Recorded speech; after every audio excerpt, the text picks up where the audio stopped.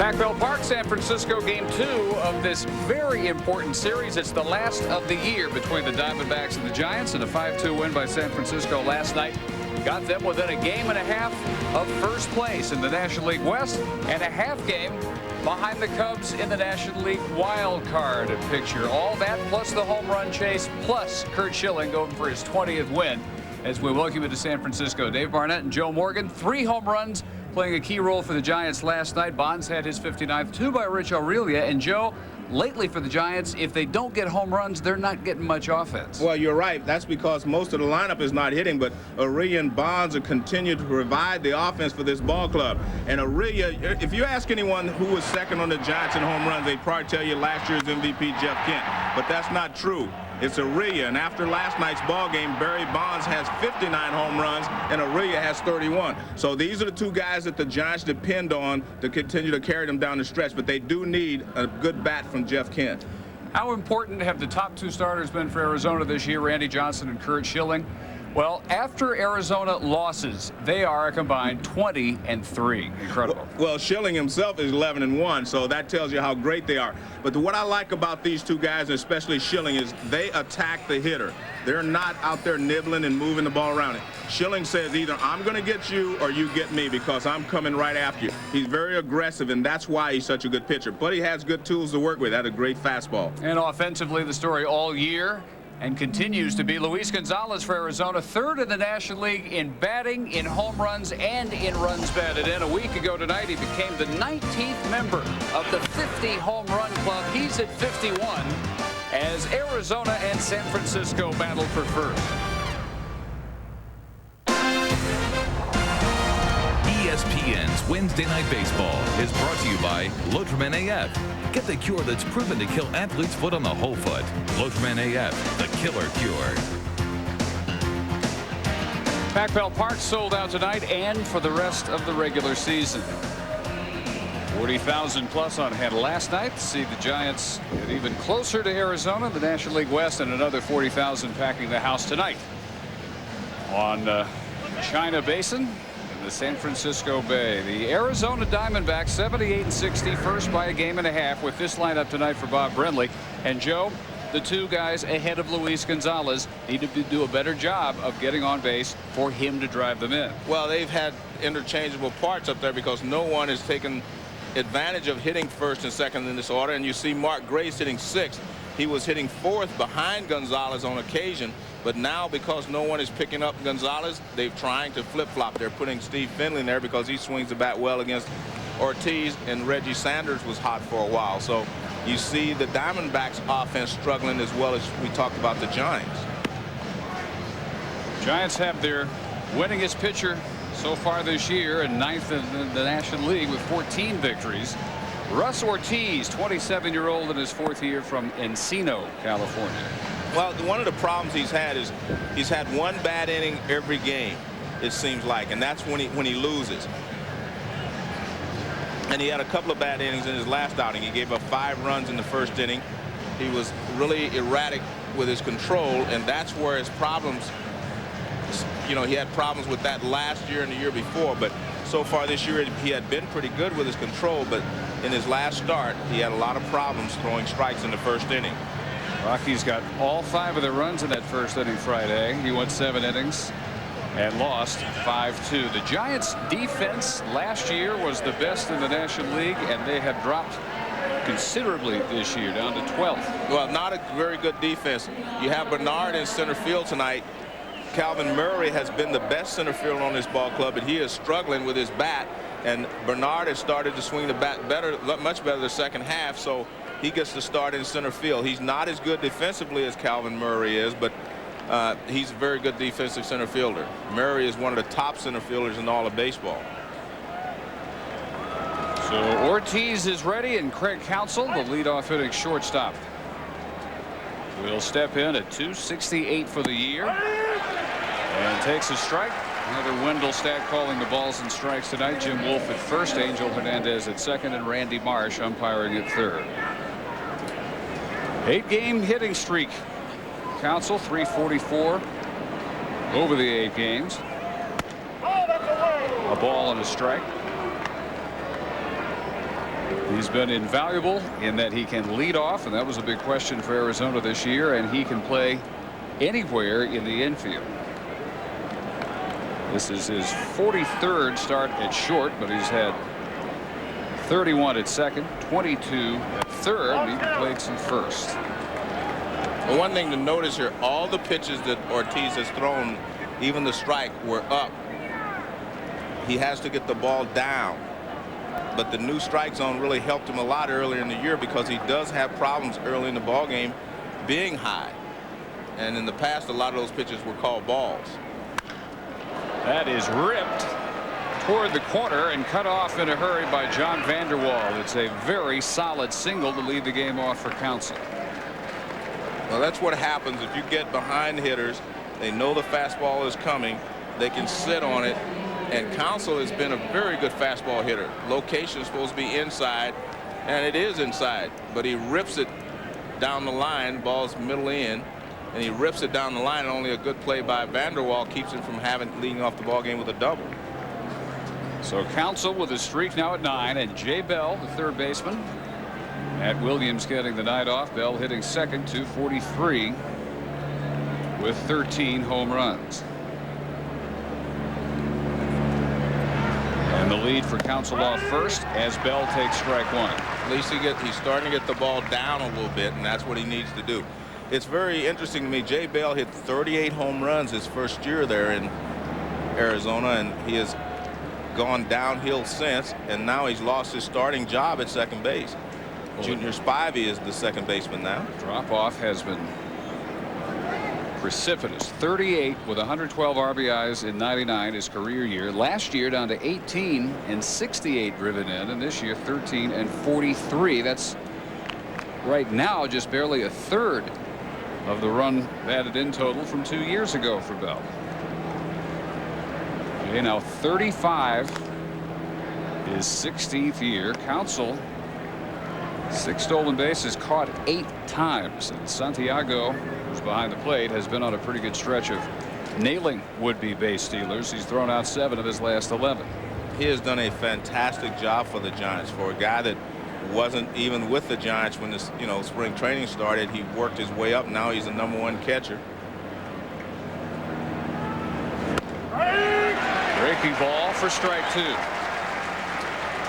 Joe, when you talk about Ortiz, you're really talking about 2 different pitchers against right-handed hitters. No one is tougher. Ortiz allowing right-handers to hit just 178, and nobody is better against right-handers.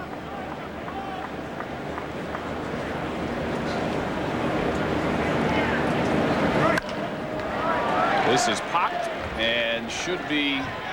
You got it, baby. You got it. Maybe playable, as Snow gives up the chase. Kent actually got there first and not quite fast enough in the bullpen to run it down. It's interesting, the flags are blowing out to right field, which is unusual for this ballpark. It usually blows from right to left, and that's what kept carrying that ball away from Kent then. When that ball went up, I think Kent or Snow thought they both could get there, but the wind just kept pushing it and pushing it out to right field. You know who's glad to see that? Barry Bonds. Well, he probably realized if with the wind blowing out, they're not going to give him anything to hit. So he just gets anything up tonight toward McCovey Cove. The conditions are in his favor. So with Counsell still at first, the 0-2 pitch misses. Nice curveball there. That's a good breaking ball with 2 strikes. Started in the strike zone and let it break out. Ortiz already has equaled his win total from last year when he was 14 and 12. His numbers are much better this year. The ERA down by about 1.5 per game. Last year he really had one hot month and struggled every other month except August when he was 6-0. Just about the same spot. You got it, Johnny. Except this time Vander Wal has time to get there right on the bullpen mound. There's the first out.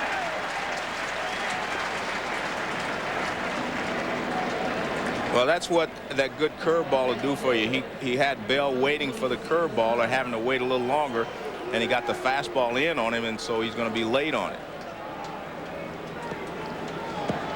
You can see Luis Gonzalez kind of destroying the batter's box there. He doesn't want any lines there because he gets very close to the plate, and then he dives in a little bit. It is very difficult to pitch to him if you do not have excellent control, because most times they don't want to hit him. He gets hit a lot, but when he steps in, he's going to be way in here with that front side, and we'll get a view of it from center field. But I mean, he is right on top of the plate once he makes his stride to the pitcher.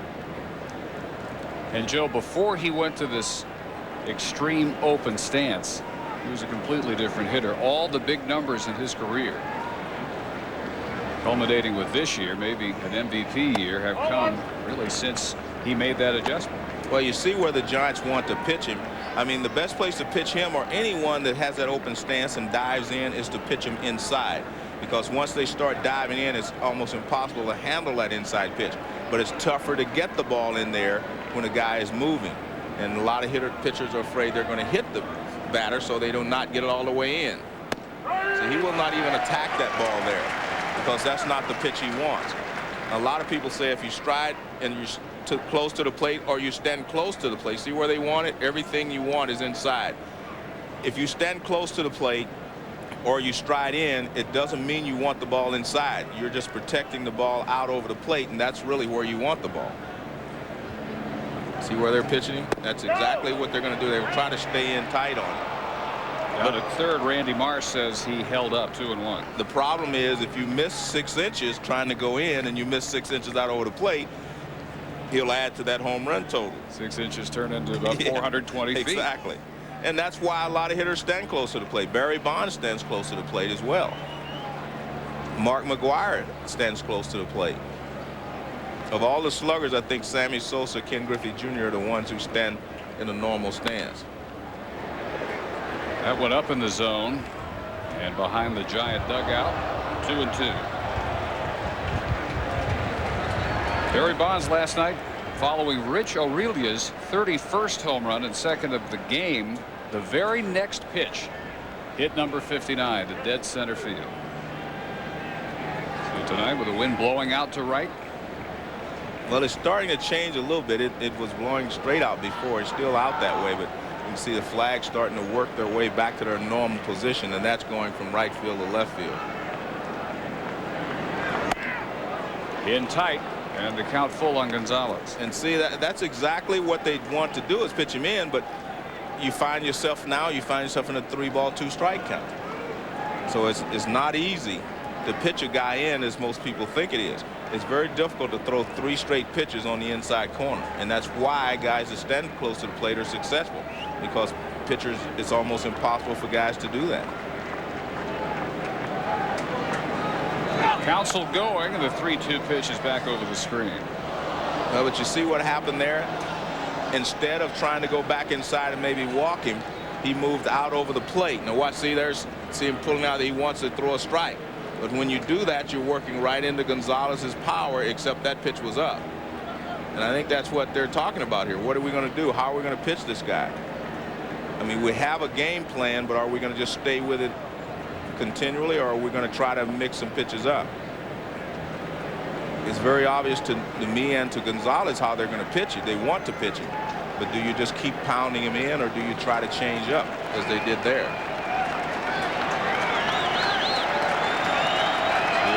Goes again. 1 out.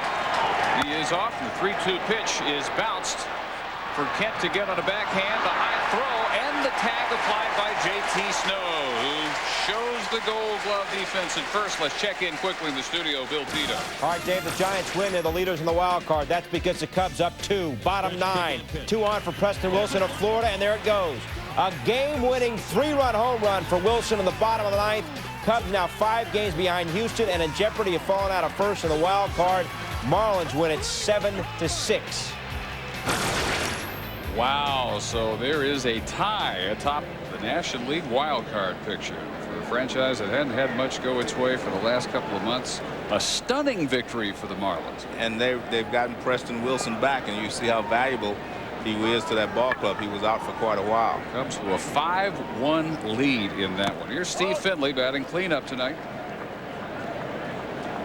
And The numbers are not what you expect from Finley, but after the slowest start of his career, if you trace it back the last couple of months, a little more as you would expect. Now, last year at this time compared to this year, no comparison. June 6th on, he is a .317 hitter, but the power is what is most noticeably absent. He's been on 197 career home runs for a few weeks. That one lifted into right center and handled by Marvin Bernard. So after the leadoff single by Counsell, Ortiz retires the next three, and Bonds hits in the 3-hole against Curt Schilling out after win number 20. Bottom of the first now at Pac Bell, and the Giants will send this Dusty Baker lineup up against Curt Schilling. 19-6 on the year. Bonds in the 3-hole. Kent behind him, MVP last year, and like Finley, a big drop off this year. Well, he has struggled a lot. Last year with runners in scoring position, he hit .343. This year he's hitting .261 with runners in scoring position, and the fact is he's had more runners on base than any other player in the league. So that tells you one of the things that they need is for Jeff Kent to get hot as he was last year. And I wonder how many home runs Barry would actually have if Jeff Kent was having an MVP type season like last year. They would be afraid to walk Barry to get to him. Well, if Randy Johnson doesn't win another Cy Young, here is your best candidate other than the unit. 19-6, tied for first in wins with Matt Morris of the Cardinals. He's third in ERA, third in fewest walks per 9 innings. And Marvin Bernard fouls the first pitch just out of play. He leads the majors, 219 2/3 innings, and second only to Randy Johnson with those 245 strikeouts. Added up, a career year for a guy who before this year surprisingly had never won more than 17. You know what I found interesting is you made a statement. You said he would be the first Arizona Diamondback to win 20 ball games. And that's interesting because Randy Johnson has won 2 Cy Young awards for the Diamondbacks, yet he hasn't won 20 games there. 19 last year. Bernard with a leadoff single. But again, that's what Curt Schilling does. He says, either I'm going to get you or you get me. There's not going to be any fooling around. I'm coming after you with my best stuff. Let's take a look at the Diamondbacks on defense. And you look over at third base, Matt Williams is not in the ball game. Jay Bell is in his position at third, as you hear the ovation for Rich Aurelia, because last night's ball game was very, very important for the Giants. There's Matt Williams. He is the starting third baseman for the Diamondbacks, but he has not been swinging the bat as well lately, and they decided they were going to give him a day off. So here's Aurelia. 2 homers last night, his second 2-home-run game of the year against Arizona. And for a guy that lives in Scottsdale in the offseason, that does not go without being noticed in the Phoenix area. He is a big Diamondback killer. 319, 15 career homers, 39 driven in. He says, I have no explanation for that. Especially with the staff they're trotting out this year. Couldn't hold up on that one under his chin. 0-2. Well, you see what Curt Schilling does. He changes your eye level. He started with a curveball that breaks down. Now he comes back with a high fastball. And that's one of the tough things for a hitter to do when a guy throws as hard as Schilling does, is to lay off of that high fastball after you've seen a curveball that starts up and breaks down. Only Sosa has hit more career home runs against Diamondback pitching. No National League shortstop has as many homers or RBIs, and in fact only 2 other National League shortstops have ever had 30 home runs in a year. Barry Larkin, the most recent, 30 in '96. Before that, ought to be a separate category for Ernie Banks. He had 5 of those years, but they were all 40 home runs or better, a high of 47. Bernard dancing off first. Just back ahead of the tag by Grace. Barry Bonds, 59 and counting, the on-deck circle. And 3 this year against Schilling. 6 in his career have gone deep off Schilling for Bonds.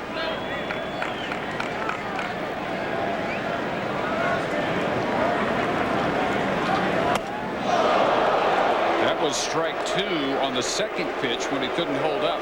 Schilling put it right there under his chin again. Well, you know, I mean, you know this is coming, and you guess what? You should expect it. I mean, you've been beating up on these guys, and Curt Schilling is a I mean, he's a tough competitor out there. And 0-2, he says, well, let me just lean him back a little bit. And hitters do not get upset as long as you're not up around their head inside. Nice quick throw to first base there by Schilling. It's been tough to run on this year. Well, normally big guys have problems holding runners on, Dave, but I mean, he showed us right now in this first inning that he has a very quick move to first base that he's worked on. 11 have tried, only 3 have stolen successfully all year. And it helps if you get the ball to the plate about 95 miles an hour as well.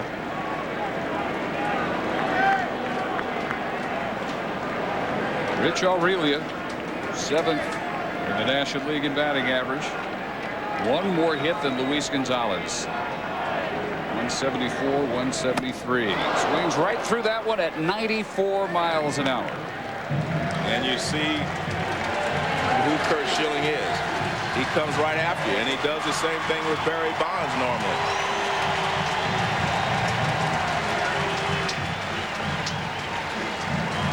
And we welcome those of you watching the Cardinals and the Padres to Pac-Bell Park in San Francisco. We're in the bottom of the first inning. No score. Barry Bonds steps in for the first time against Curt Schilling after his 20th win. Bonds is after his 60th home run.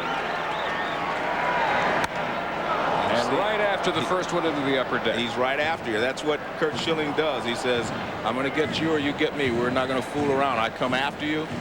And he makes you try to handle his hard stuff. You know, a lot of people are looking at Barry to get 70 home runs, but I grew up with the magic number of 60, and that's still important to me. I think 60 home runs is still a big, big milestone in baseball. Bouncing in and away from Damian Miller long enough for Marvin Bernard, who led the game with a single to make it down to second base. Well, that could be good or bad for the Giants because now there's an open base. There's a splitter that bounces in the dirt, and before Miller could get the ball to second base, Bernard is out there. Let me make a point here, Dave. A lot of people talk about the 70, as I said, but I grew up with 60 home runs, 714 home runs, 3,000 hits. All these things were special. And just because Pete Rose has 4192 doesn't mean the 3,000 is not special anymore. And just because Mark McGwire has 70, that 60 mark is still important as far as I'm concerned. I still think it's great because very few people have hit 60 home runs. You could have 3 this year in the National League. 2-1. Gonzalez has got a ways to go. He needs 9.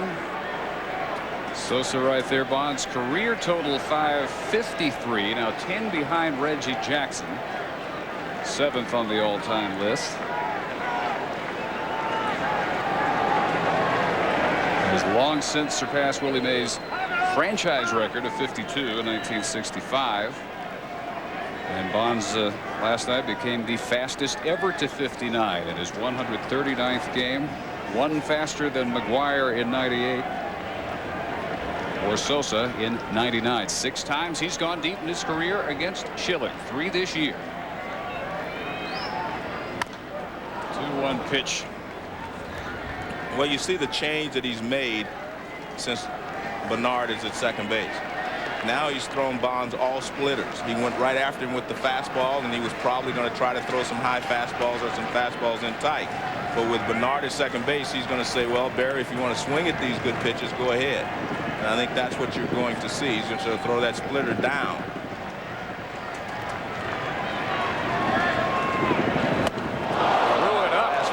About chin high 92 to get Barry Bonds with his 2nd straight strikeout. Schilling will now face Jeff Kent.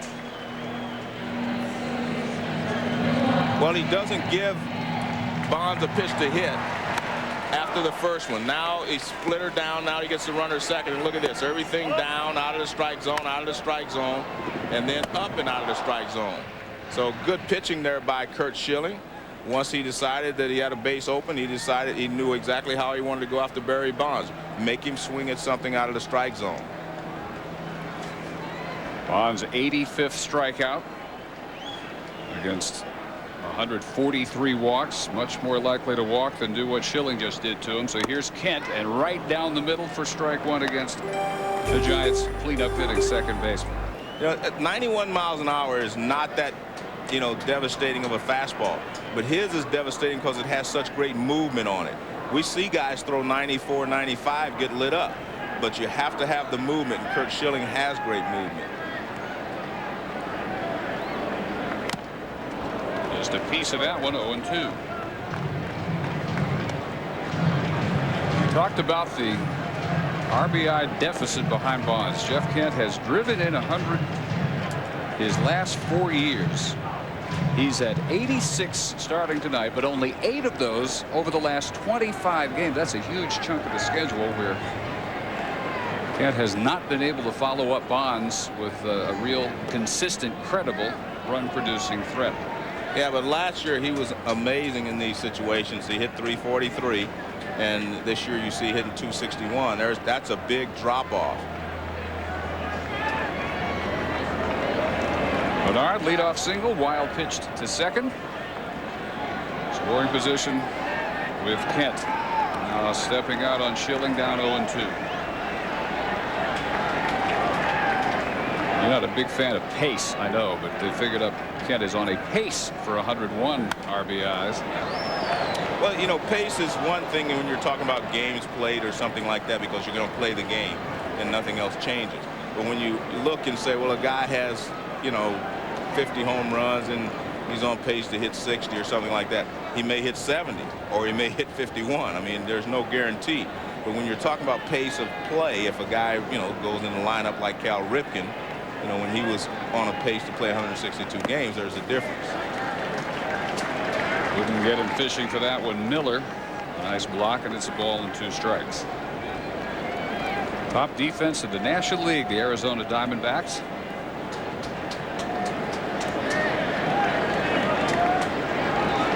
First place has been theirs most of this year. Early on, the Giants controlled the West, 23 days in first, but not since May 15th.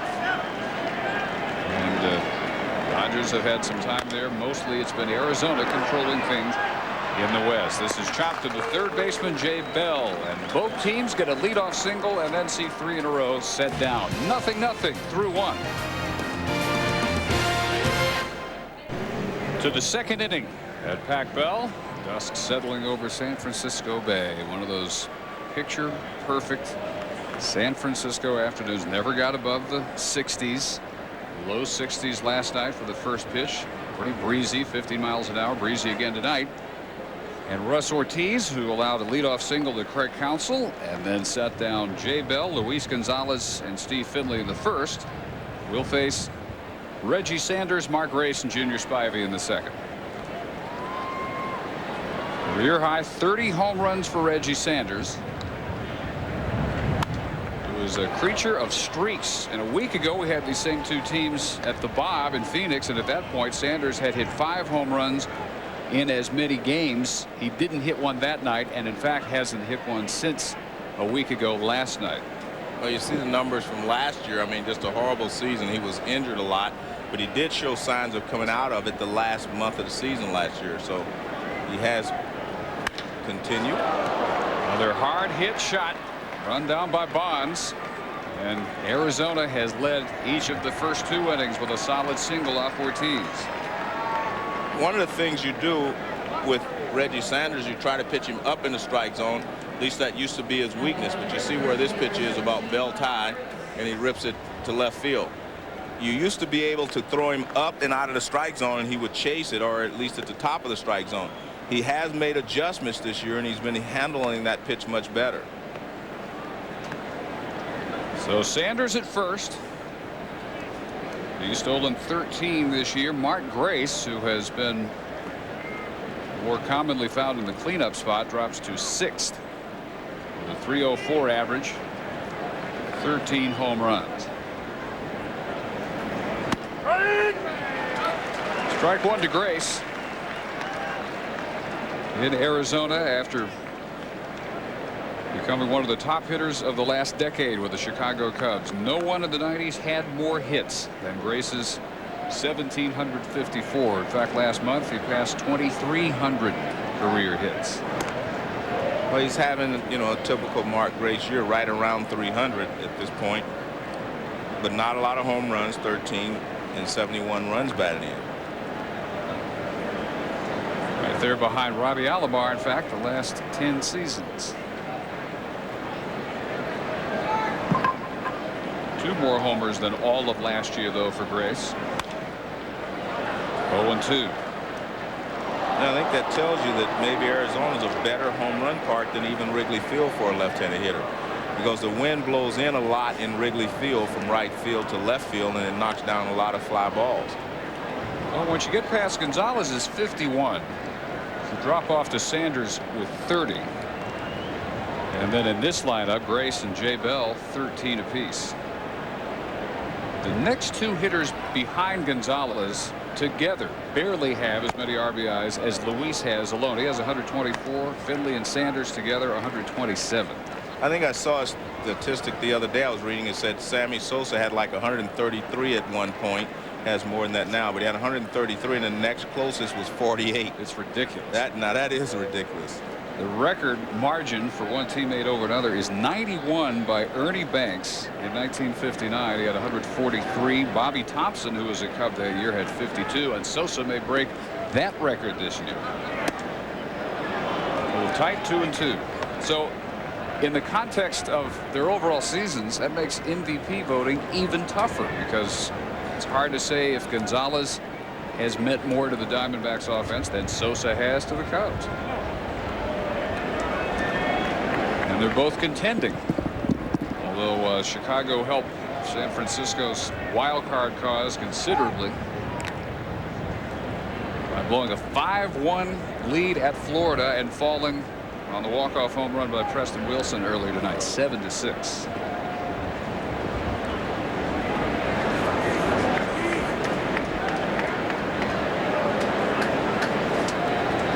San Francisco, which trailed the Cubs by a half in the wild card coming in, now in a tie. Shortstop Aurelia to start what would have been a double play, but Snow is just pulled off the bag on the throw by Kent. Let's check in with Bill Pito. All right, Dave, Mark McGwire hitting just a .188. Still got the power, though. Here in the second against San Diego. Will it be fair? It will. His 23rd home run, meaning 23 of his 46 hits this year have been for the distance. 1-0 Cards, bottom 3. So he's now 4 ahead of Killebrew, number 5 all time. Bonds hoping to catch Reggie Jackson by the end of the year, having passed a whole lot of folks already this year. Mike Schmidt, the most recent. I mean, the names that Bonds passed this year, I mean, and just who's who in the sluggers category in the history of the game. So 1 out with Grace aboard at first, just able to keep the double play throw, and Junior Spivey, number 7 hitter tonight, starting at second base with an average of .265. One of the things that Aurelia and Kent has been great at this year is turning the double play, and that was a tough double play to turn. They almost turned it. Kent's throw was a little bit up the line, but they have done that very, very well. They make up for the lack of range with sure-handedness, and they make great double play combination. They make a great double play combination together. In fact, it's odd to see that the Giants as a team are ranked so low defensively, 12th in the league, because they're first in double plays. Right. Well, those 2 guys can do it. They can make the double play. Brandon Aurelia, sure-handed up the middle. Spivey, 26-year-old rookie from Oklahoma City, takes that one over. 1-2.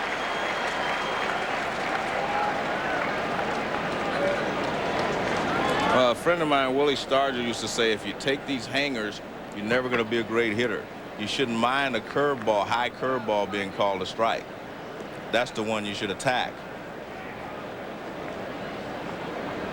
It should be a strike, but only after you've deposited it over a fence somewhere.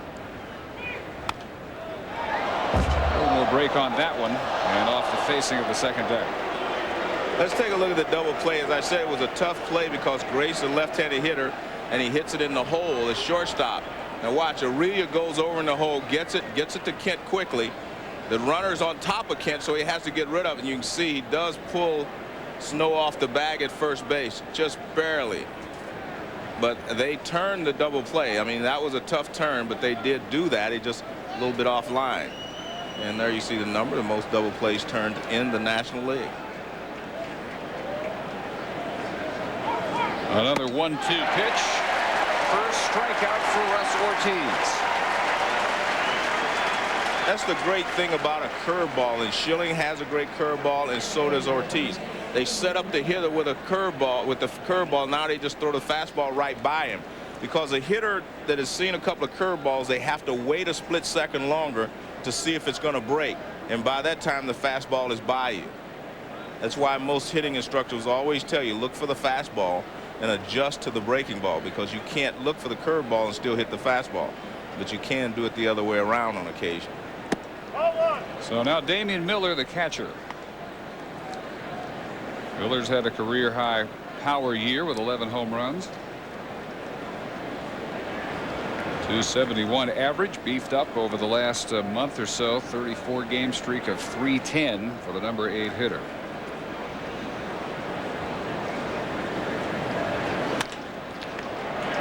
And again, a leadoff single to the inning. And no one advances beyond first against Ortiz. To the bottom of the second, Vanderwall, Santiago, J.T. Snow for the Giants.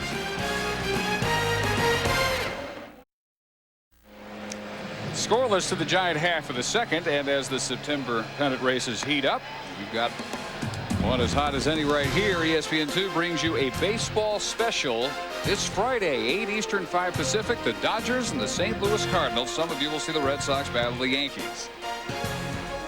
Kevin Brown is the scheduled starter for LA in that one. 8 Eastern, Friday night. I think I'll go watch that game. I think I'll go there. And in fact, since I'm there, I might as well work, huh? I'll watch you. Yeah, I watch like that game. Watch the Dodgers and the Cardinals play. Some good players on that, both sides, having great years. Sean Green, of course, bouncing back from an off year. 0-2 quickly to John Vanderwall. And a historic night, maybe, if Curt Schilling follows his pattern. 11-1 on the year after Diamondback losses. Down on 3 strikes, his 3rd strikeout. Vanderwall retired. So Schilling going for his 20th win. He'd be the first Diamondback ever. Bonds going for number 60, and then you have Gonzalez 51 and counting. And in the midst of all this, the team aspect is right there with a 1.5 game margin separating Arizona and San Francisco. Well, this time of the year, you're going to get some exciting situations like that. A lot of hitters closing in on milestones, pitchers doing a great job, and of course the pennant races are always at the forefront of all of our broadcasts. So this is great. And there's Barry Bonds, Gonzalez. I mean, being a little 5-foot second baseman, you can't imagine a guy hitting 50 home runs and how exciting that has to be for those guys, hitting 50+ home runs, and Bonds with a chance to get 60+ and even 70. So that's just amazing. Santiago. 1 ball and 1 strike. I come from the era where guys would hit 50 home runs once every 10 or 15 years. I had a teammate, George Foster, that did it. And in the entire decade of the 70s, did anybody else hit 50? No, not to my knowledge. I mean, even Willie Mays and those guys. Willie hit 50, I guess, in it was 65. That was 65, because that was my first year in the big leagues. And I remember it seemed like every time I saw him play, he hit a home run. And every time he played against us, he definitely hit a home run when I was with the Astros. And you're talking about the era where 20 was a good power year. Exactly. 30 would probably challenge for the league lead. And the other thing that's so common now is the opposite field home run. Right. You had to be Willie Stargell or Willie McCovey to hit that the other way back then. Well, I don't think there's any doubt the players are bigger and stronger now. And that accounts for the fact that they can go the other way. But that's also the reason that they can hit for high averages as well as hit home runs, because they do not have to pull the ball all the time to hit the ball out of the ballpark. And if you can stay back through the middle and even the other way, it's tough for pitchers to fool you. Therefore, you're going to hit for a higher average. Blown away as Schilling tried to put away Santiago, and the count runs full. Another difference, bats used to weigh a lot more. I mean, the 38, 39 ouncer, Richie Allen's 42 ouncer are dinosaurs now. You don't see them anymore. How much of an effect do you think that has had, the light bat era we're in? As the 3-2 pitch is pop foul. Just stay right on that wall, and it is caught for a very difficult out. Number 2. Greg Counsell leaning toward the front row as this one started out of play, and I think the wind helps it stay in play for Counsell. On a normal night, the ball is foul, but the wind is blowing toward right field again, and it kept it in. And what do they say? The Arizona Diamondbacks, they want him on that wall. Yeah, they needed him on that wall. Nice play there by Counsell, because as you mentioned, he went a long way to catch it. And he still comes up with a snow cone. Nice play. People are either stunned or scared over there. Maybe a combination. It's almost in their lap. So 2 outs for JT Snow. I think at Old Candlestick, they wouldn't have let him catch that ball. That a little different crowd at Candlestick. He would have been fighting 4 or 5. Exactly. Who also had gloves. But that looked like a little sophisticated lady there was leaning back, letting him make the catch. See, all of them were they're a little more sophisticated in that area now. She had her glove. Didn't put it to use. There are no nets over there. 1 and 2. JT Snow, lifetime 1 for 17 against Curt Schilling. And a lot of people are wondering, why isn't Andres Galarraga playing? Because he has had a great record with the Giants. You know, since he's been here, they've won more ball games with him in the lineup than they have, you know, with JT Snow. And I think I talked to Dusty Baker about this. There are certain pitchers he feels like Galarraga doesn't match up as well against, and Schilling is one of those, because he feels like he can't catch up with the good fastball as well now as he could before, but he can handle everything else, and he thinks that Schilling might be a little too quick for him. Well hit right field off the top of the wall. And Sanders playing the carom pretty well. The high throw sails over the cutoff man, but it is a double and not far from a home run for JT Snow with 2 outs in the second. Well, when he first hit it, I thought it was going to be a home run, because the wind is blowing straight out to right field now. And Reggie Sanders played it perfectly. He said, I'll let it hit the concrete and come back to me. This is a fastball. No, that's a splitter that doesn't do much. It was supposed to be a splitter down and didn't get away from him, and it stayed up, and you see that ball hits about 2 feet from the top. Reggie Sanders plays it perfectly, but his throw is offline. And there's Schilling. He says, yeah, stay in the park. And he figures with 2 outs, he can strand him at second base. Schilling has allowed more home runs than anybody in the majors, 33. And that's because he comes after you, Dave. I mean, he says he's going to give you pitches to hit, but they're going to have a lot on them. A lot of people can't handle a good fastball, and those guys are the ones that he dominates. Up the middle, a base hit for Ramon Martinez. Finley's throw up the line, 1-0 Giants.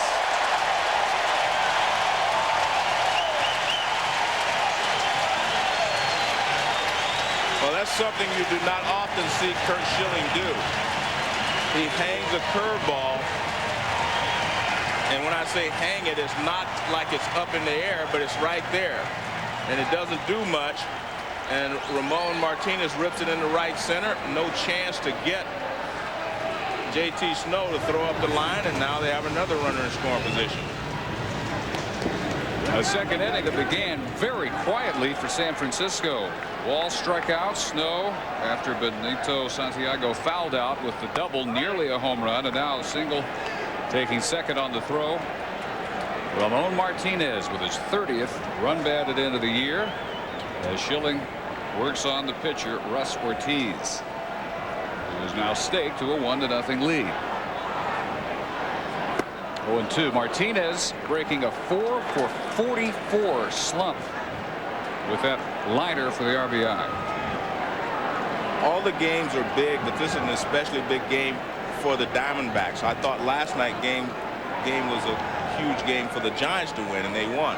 And tonight is a huge game for the Diamondbacks, because if the Giants get within 1/2 game, I think they're in great shape, because the Giants seem to be able to play better down the stretch the last couple of years than the Diamondbacks.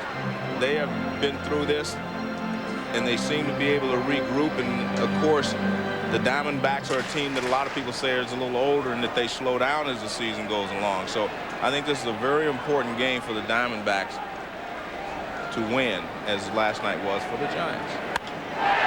Ortiz with a bid for a bloop, but Spivey is there. Not until the Giants break through with a run from the 7 and 8 hitters off Curt Schilling.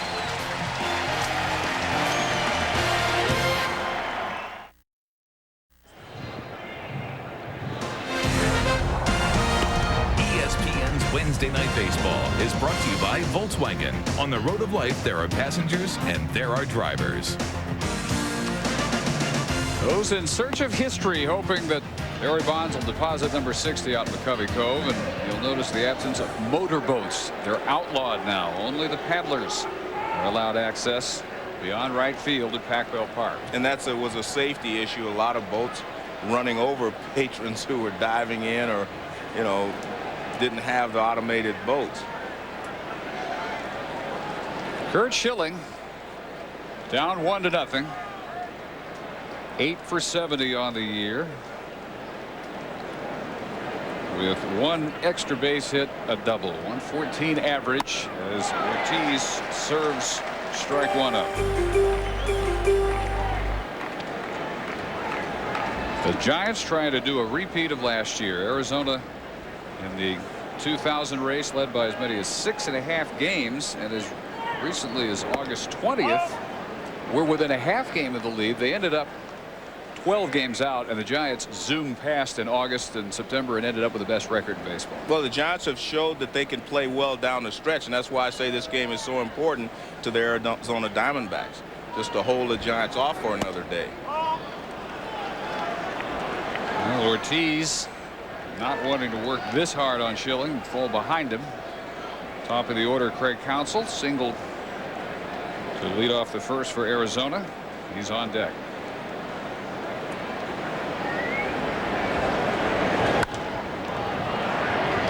Toward the bullpen, and 2 longer runs for Vanderbilt. 2-2. Difference this year is, so far, no signs of collapse by Arizona. In fact, just a few weeks back, they had a club record 9-game winning streak right at about the point where the collapse started last year, August 10th to the 19th. They had that streak this year to take them from a half game out to 2.5 games up.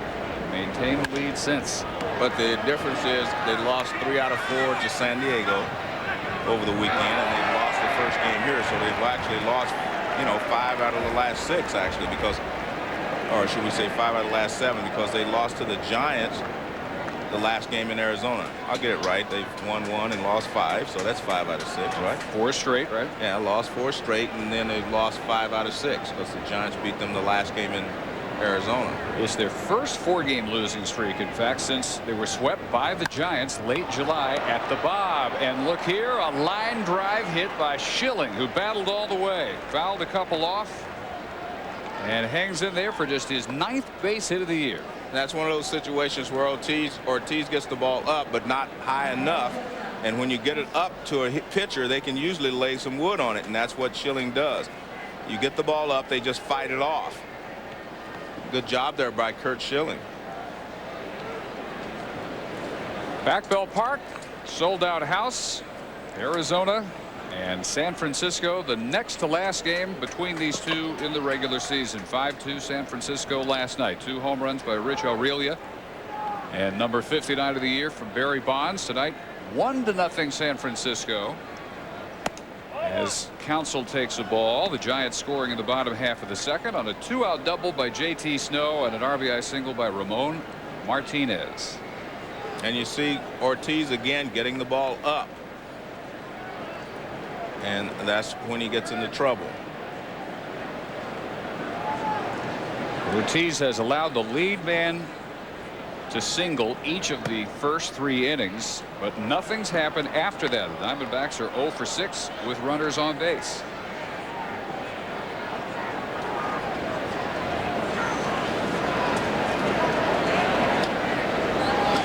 Russ Ortiz, the top winner on the Giants staff, 9th in the National League with 14 against 8 losses coming in. Now behind 3-0.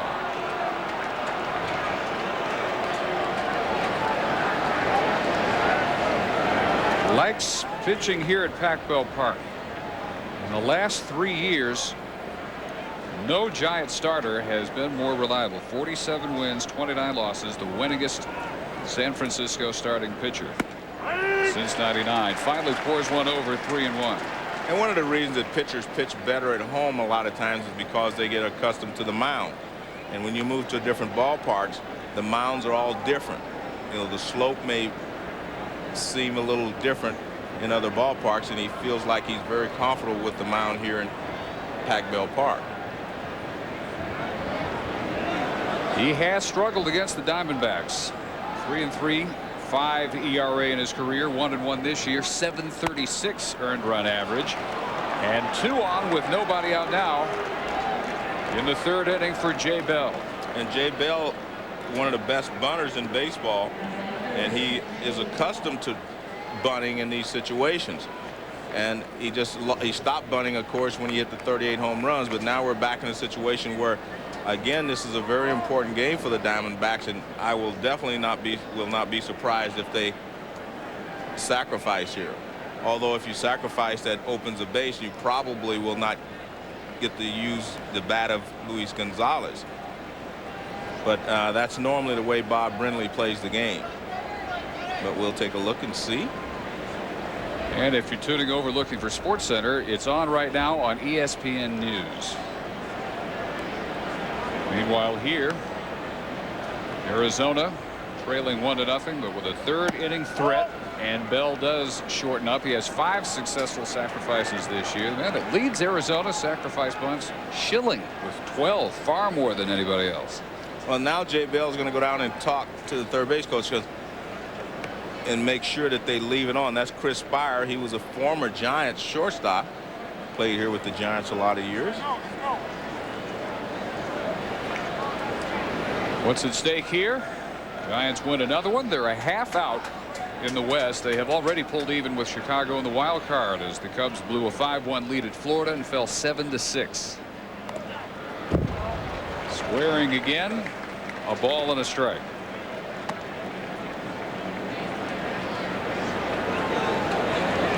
Chris Spire, a former Giant. Bob Brindley, the Arizona manager, of course, a former Giant catcher.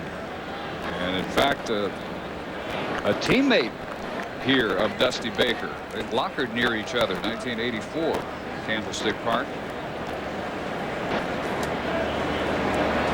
From the announce booth to the dugout, a strong manager of the year candidate this year, Bob Brindley. This time they throw back behind Schilling as Bell takes ball 2. And you notice Benito Santiago threw from his knees. He throws to second base like that a lot of times. He just wants to get rid of the ball quickly. And you watch here, he doesn't get up, just kind of stays on his knees and fires to second base. He's kind of perfected that throw. He's pretty accurate with it most of the time. 3 gold gloves. Still very effective at age 36. Finally, Bell gets one he can lay down, and they go after Schilling and get him at 3rd.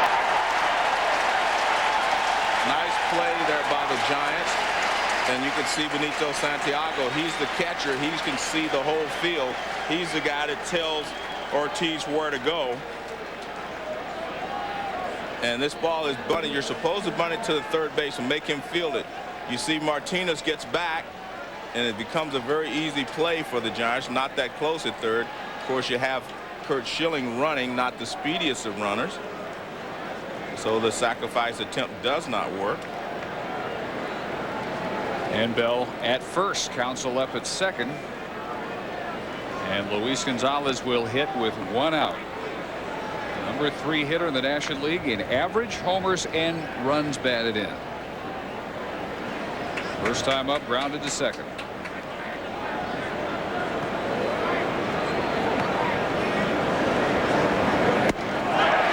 Ortiz gets him way out in front of strike 1.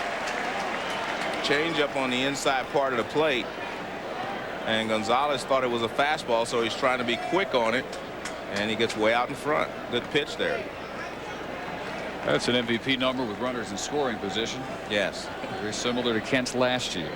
I think if the Giants are going to pitch by pattern, they're going to go back inside with a good fastball here.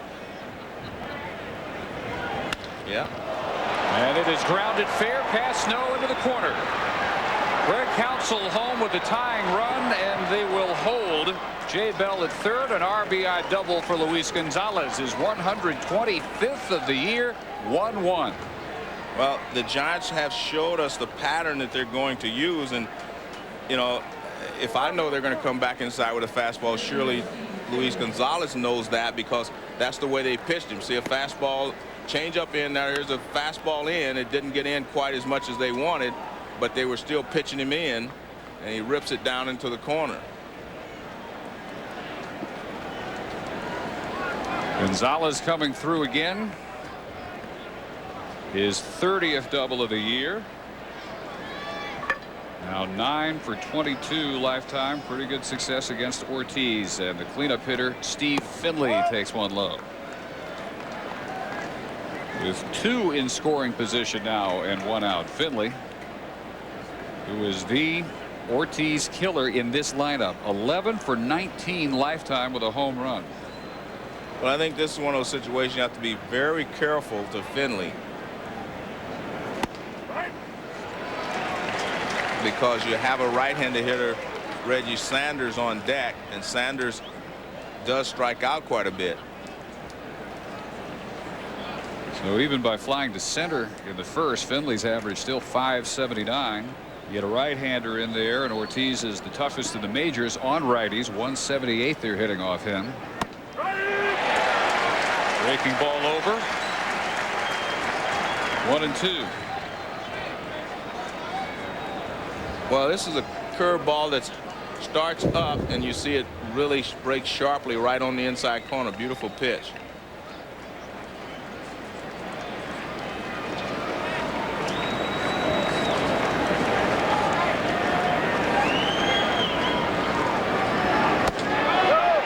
Got a notion on that one, eye high. 2-2.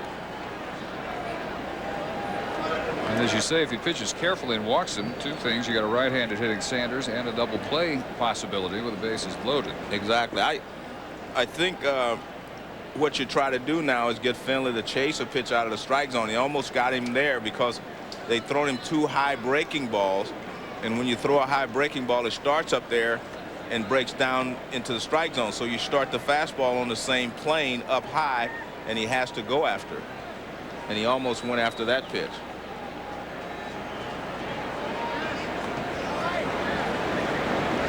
Finley ready now, and the 2-2 with a lot taken off. Out number 2. Second strikeout for Ortiz. Well, they pitched him perfectly there. I mean, he threw him breaking balls in, and you see the sign. That one's actually supposed to be, he's trying to fool the hitter. You see Santiago reach inside.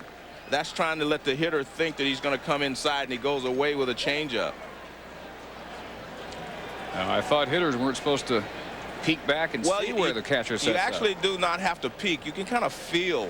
I mean, hitters can feel where the catcher is. You do not really have to peek back there. I mean, you're very close to the catcher, and you can just feel where he moves. And that's why you see some catchers give you a false reading by putting their arm inside like they're going inside and moving away. If they catch you peeking, you can get in trouble. You can't sense it on your own? peeking's overkill. Yeah, thank you. So 2 in scoring position, but 2 outs now. And strike 1 to Sanders, who led off the second with a base hit. If they catch you peeking, they'll let you know where the next pitch is. Sanders with 80 RBIs on 30 home runs, and with runners in scoring position, a paltry 202. He has hit, though, in 11 of his last 12 games. 0-2. Well, he's thrown some beautiful curveballs this inning. I mean, look at this pitch. I mean, that's a perfect curveball right there on the outside corner, knee high. As I said before, they used to be able to throw a lot of high fastballs to Reggie Sanders to get him out. He has made some adjustments, but I still think that's the place to pitch him with 2 strikes, go up the ladder.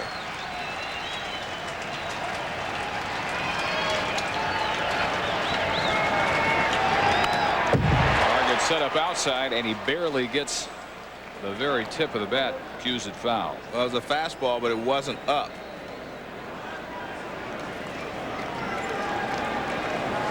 Ortiz this inning allows the first 4 hitters to reach.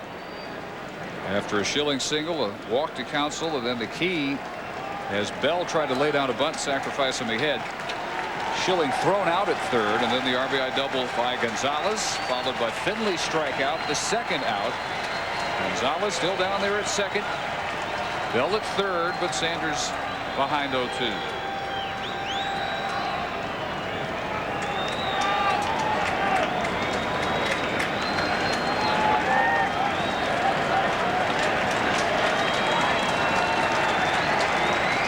Outside target again, and he strokes it for another base hit to right.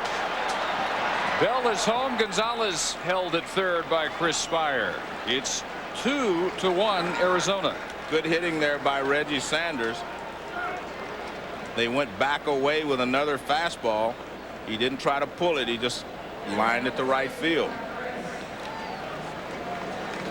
You see where the pitch is? Fastball right on the corner, knee high. Perfect pitch. Look at that. That's good hitting. He doesn't try to pull it. He just lines it to right field for a base hit. I'm still a little bit surprised that you can't score runners with 2 outs on a base hit to right field. I think they did the Giants a favor by holding Gonzalez up there. It looked like Gonzalez had a pretty decent break off second with 2 outs. Dave Righetti's going to come out now with runners on the corners and Mark Grace due up.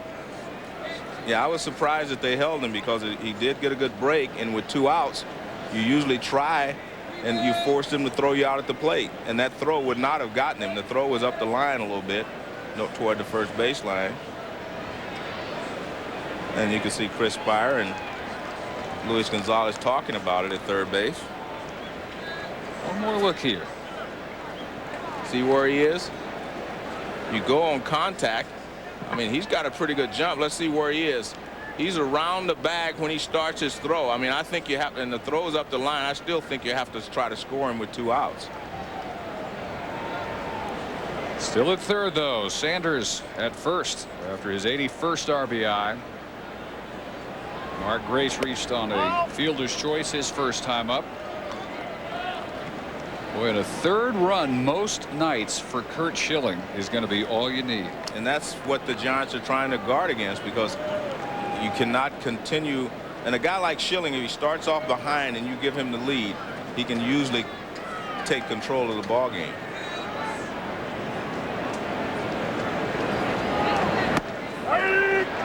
Ball and a strike. This inning began with a very persistent at bat by Curt Schilling. Fouled off a couple, keep the count 2-2, and then stroked a single. Just his 9th hit of the year, followed by the Counsell walk. He was forced at third on the unsuccessful J. Bell sacrifice. But Gonzalez and Sanders have followed up with RBIs, sandwiched around the Finley strikeout. And after San Francisco took the 1-0 lead in the bottom of the second, Ortiz already at 60 pitches coughs it right back up.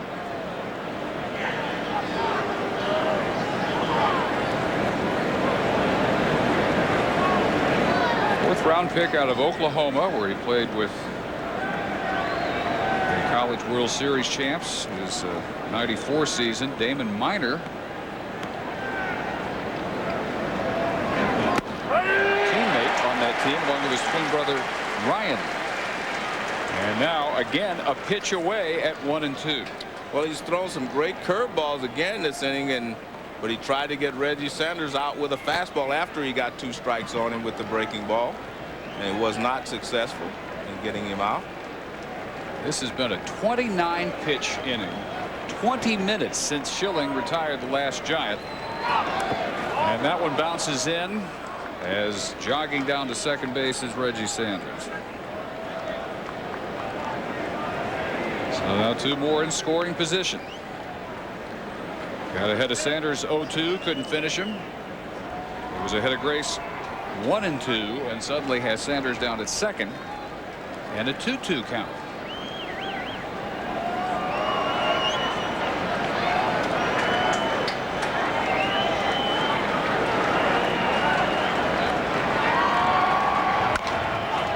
Chopper behind second.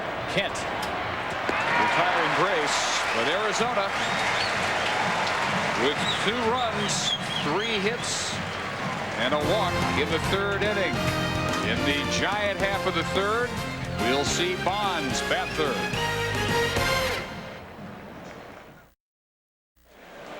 So Curt Schilling didn't trail long.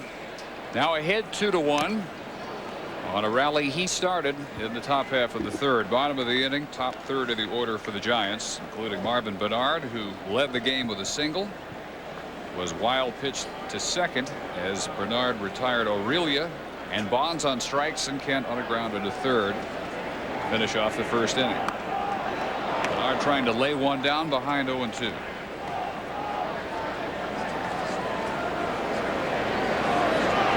Marvin gets his 19th start in center. It's where he's most likely to be found, although not as much lately since Calvin Murray filled that role, vacated by Ellis Burke's departure to Cleveland.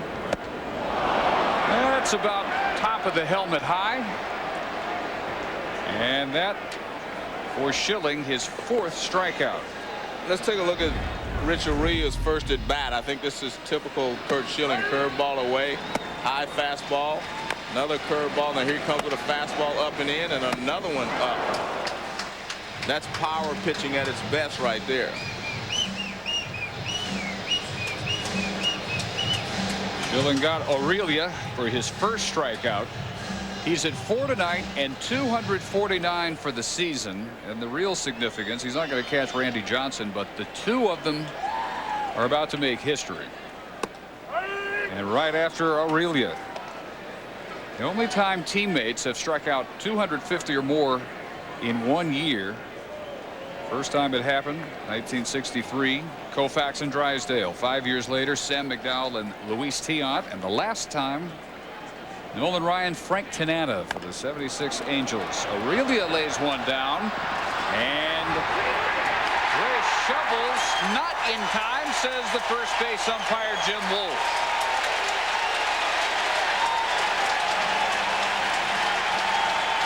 And Schilling's argument now joined by Bob Brenly.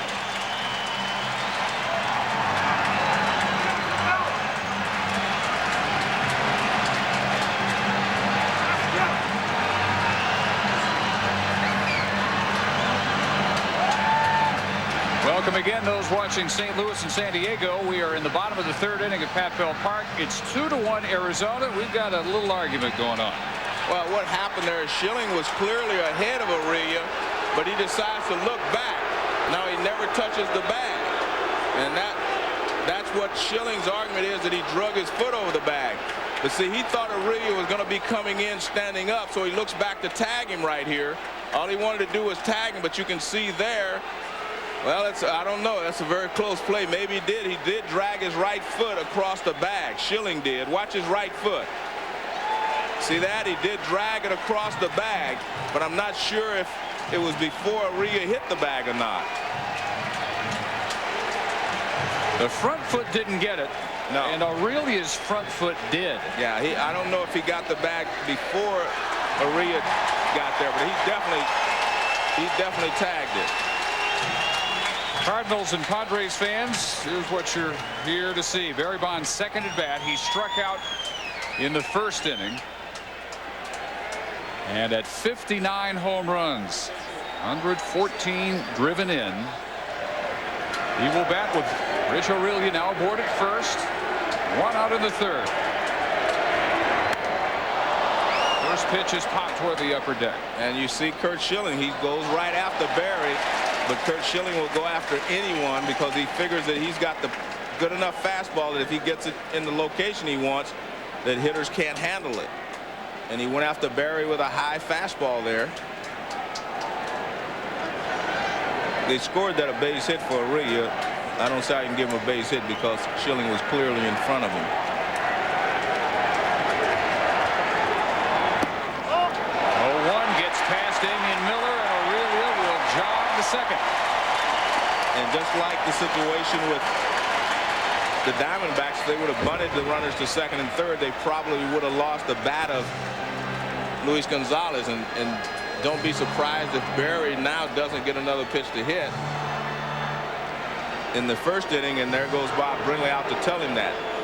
In the first inning, after he got a runner at second base, he said, if you want to swing at a pitch out of the strike zone, go ahead. He threw him a couple of splitters down low and out of the zone, and then he threw him a high fastball out of the strike zone, and Barry swung at all of them, and he became a strikeout victim.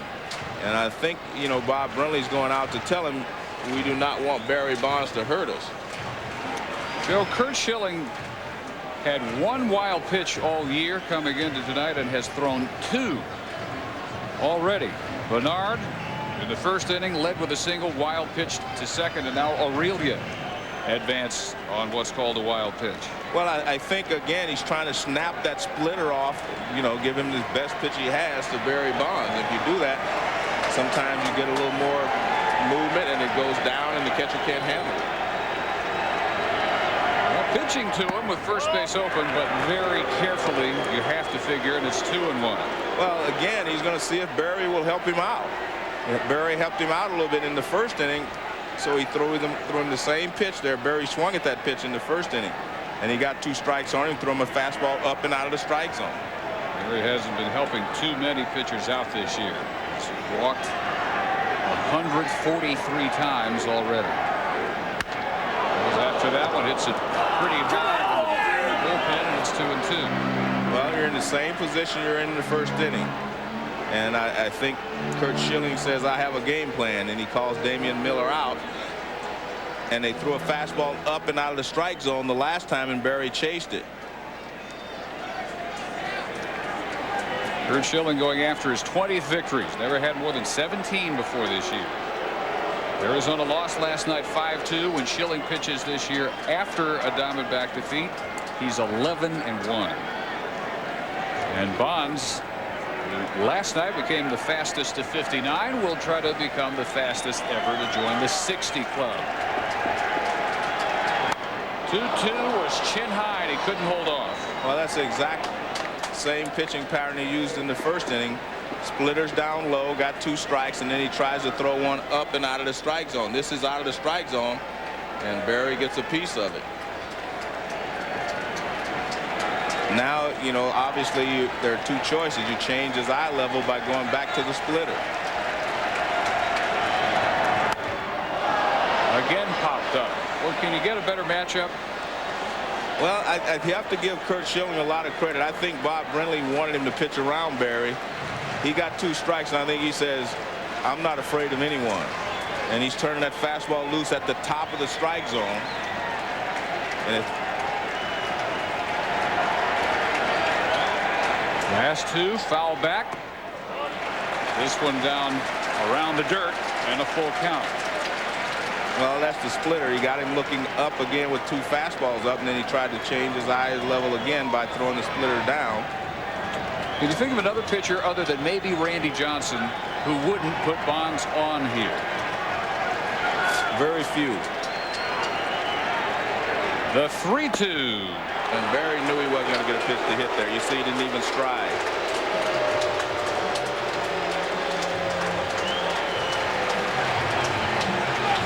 So the 144th walk of the year for Barry Bonds. And as Barry normally says, I could walk every time up if I wanted. Fastball up, splitter down, fastball, no, another splitter, and then he throws him a fastball up. Another fastball up, he fouls it.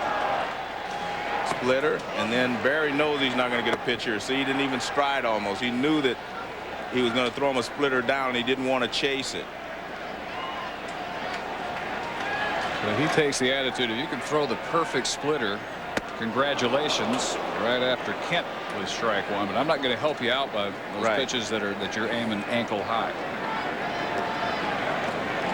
And by now he's got to know what is coming after 144 walks. He expected what turned out to be the finish to that appearance. After Schilling twice, you only get him to foul it back with the high fastball. Then grounded to third his first time up, quickly 0-2. And we talked about the fact that Kent had such a great season last year with runners in scoring position, 343 compared to less than 260 this year. And you see a little difference here. I think he's a little anxious. He went up there first pitch up and out of the strike zone. He swings at it, and that one he swings at out of the strike zone. You know, pressure starts to build, and you want to get the job done. Nice block by Miller. Well, when you're in that state mentally, are you hurting yourself worse than anything the pitcher can do? Yes, you are. But that's, look, it's very simple, you know, to, you know, rationalize it when you're not standing in the batter's box. But, you know, in a lot of cases, I've seen a lot of hitters do that. You know, when you get in the batter's box and you haven't driven in runs that you think you should drive in, you get a little over anxious and you swing at some pitches out of the zone. Yeah, last year, just the 8th second baseman ever to be named MVP, and he can't check that one. And he did not get one strike in that at bat. Every one of those pitches were out of the strike zone. Let's take a look at the pitch. I mean, every pitch he swung at in this at bat was out of the strike zone. First one was a fastball up that he swung at, and this is the final pitch that he tries to check on. The splitter was out of the strike zone, and that fastball again was up and out of the zone. So there's 250, and Koufax and Drysdale, Tiant and McDowell, Ryan and Tanana are now joined by Schilling and Randy Johnson, teammates with 250 or more strikeouts in the same season.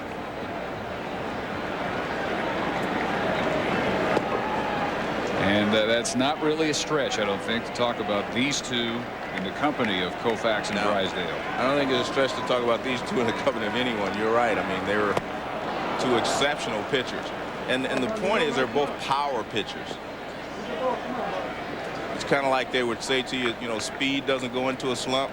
Neither do power pitchers. They do not have to have great control. They do not have to hit the corners all the time. 97 is 97. 2 on and now 2 out, and Vanderwall 1-2. He struck out his first time up to lead the second.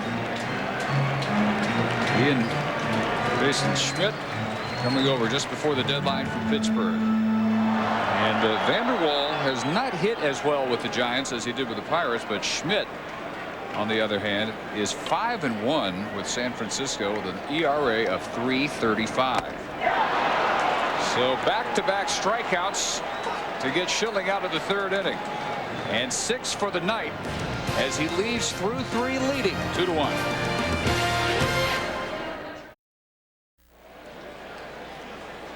On to the fourth and the bottom third of the Arizona order against Russ Ortiz, who allowed the tying and go-ahead runs in the Arizona half of the third.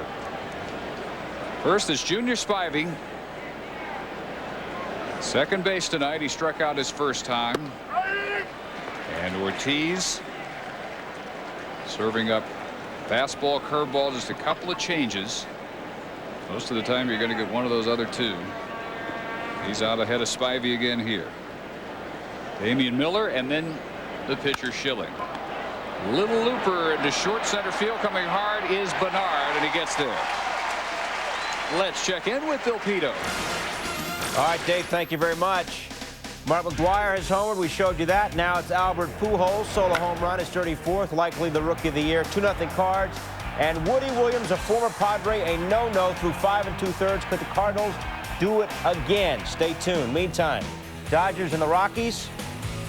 Woody Williams now, it's gone through 6 full, the no-no, as he just gets the 3rd out. Meantime, Ortiz, a home run for the Rockies. Jose, 2-1. And Damian Miller sends the first pitch foul with 1 out here in the 4th inning. Wow. Another no-hitter in that Cardinal-Padres series. Could it happen? You played in a series in Cincinnati, 1969, that featured back-to-back no-hitters. Jim Maloney followed by Don Wilson. Exactly. That was a great 2 games for the fans anyway. To right field, Vanderwall, right in front of the track.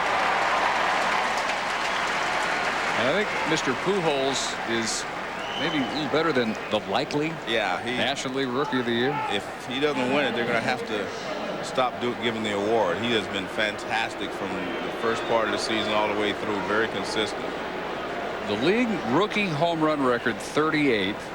Frank Robinson, most recent, and he's maybe a couple of weeks from shattering that mark. He is a good bet to get into 40 home run territory. Yeah.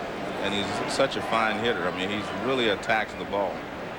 He hits like Curt Schilling pitches. Schilling attacks the hitters, and Pujols really attacks the baseball. Ortiz could not solve Schilling as the first batter in the 3rd inning. Got him to 2-2. He stayed alive with a couple foul balls, and then touched him for a single that touched off the 2-run rally for Arizona. And the reason he gets in trouble is that you see here he goes again. He gets the fastball up to Schilling. And if you get it down, at the best he's going to do is hit you a ground ball. But if you get the ball up, even if you jam him, the ball's already in the air and it could go over the infield for a base hit, as the last one did. Now that'll put a stop to all that. I mean, you can see where Schilling was stepping there. He almost stepped on the 3rd base. Watch him. He almost steps on Chris Spire's foot. Look at Chris. Look where this foot is out here. That curveball can do that. That's the Gonzalez stance in reverse. And you have to do that again. Throw it to him again.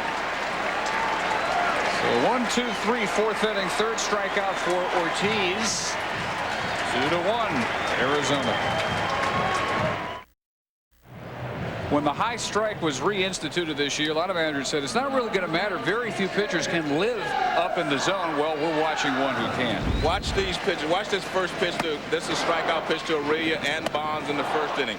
Then in the last inning, this is Bernard, and then Kent, and then Vanderwall. And you say, well, everyone sees he's pitching throwing you the fastball up. Why are you swinging at it? Well, the reason you swing at the high fastball is because you see it well when he releases it. It's up in your eyes and you see that pitch better, so you try to attack it. And on top of that, it's getting there a lot quicker than any other pitch. So that's why he can get away with throwing the pitch up there. Little looper for Santiago that falls for a leadoff single in the 4th, and we check in again with Bill Pito. Dave, thank you. We talked about Woody Williams. 5 2/3. We mentioned he's now got the no-hitter through 6. Here is the last out of San Diego's bottom of the 6th inning. So Williams, no-hitter through 6, Cards up 2-zip. Meantime, Dodgers trailing the Rockies 2-1 in the 9th with 1 out. Eric Karros with a key base hit.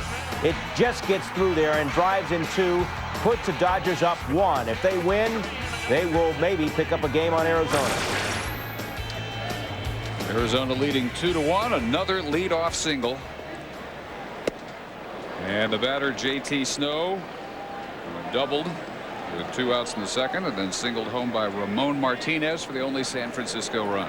The great thing that Curt Schilling is doing is we showed you the strikeout packages. The ball's up in the strike zone. He also struck out Vanderwall his first time on that type of pitch.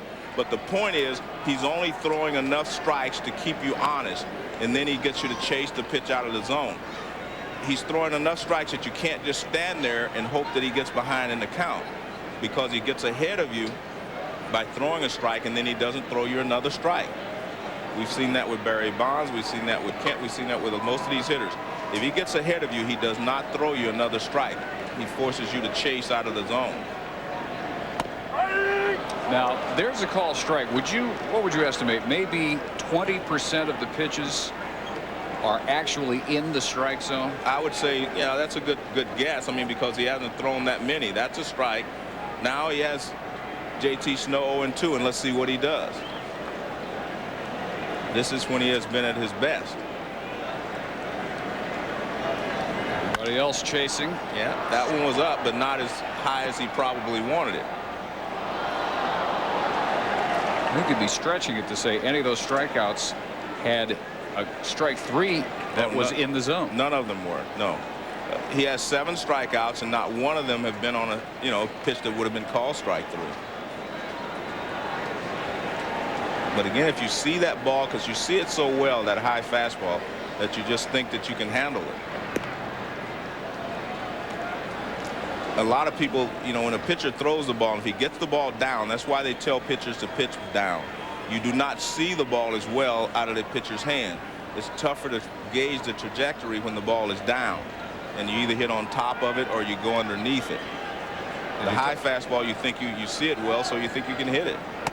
Well, JT laid off of that one, but he's trying to get him to go after it. And you're talking about what, 0.04 of a second in which you're trying to make up your mind what's hittable and what do you let go.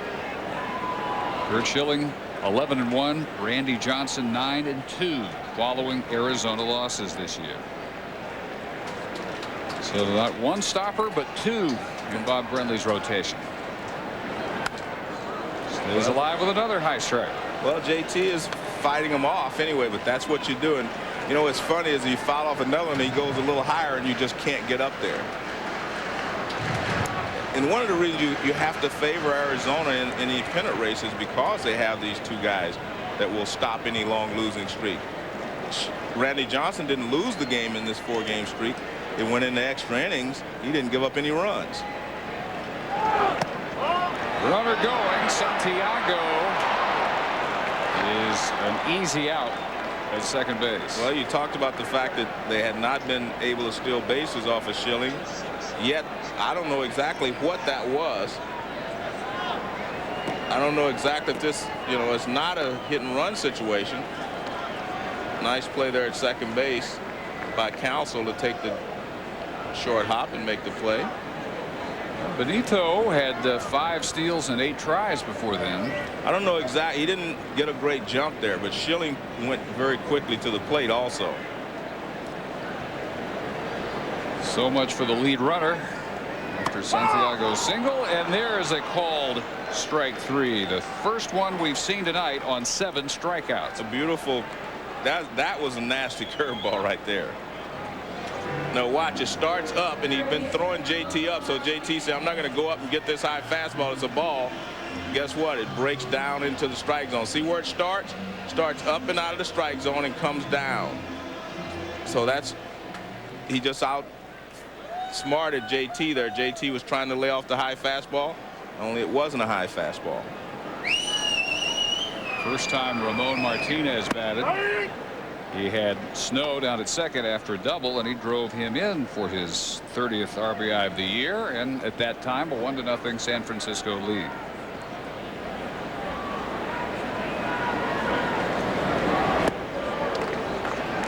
Oh, and 2. The way Curt Schilling is pitching is one of those nights where either the Giants are going to have to hit a ball out of the ballpark. I don't think you're going to see them be able to string together 3 or 4 hits in a row. So someone's going to have to go long ball on him.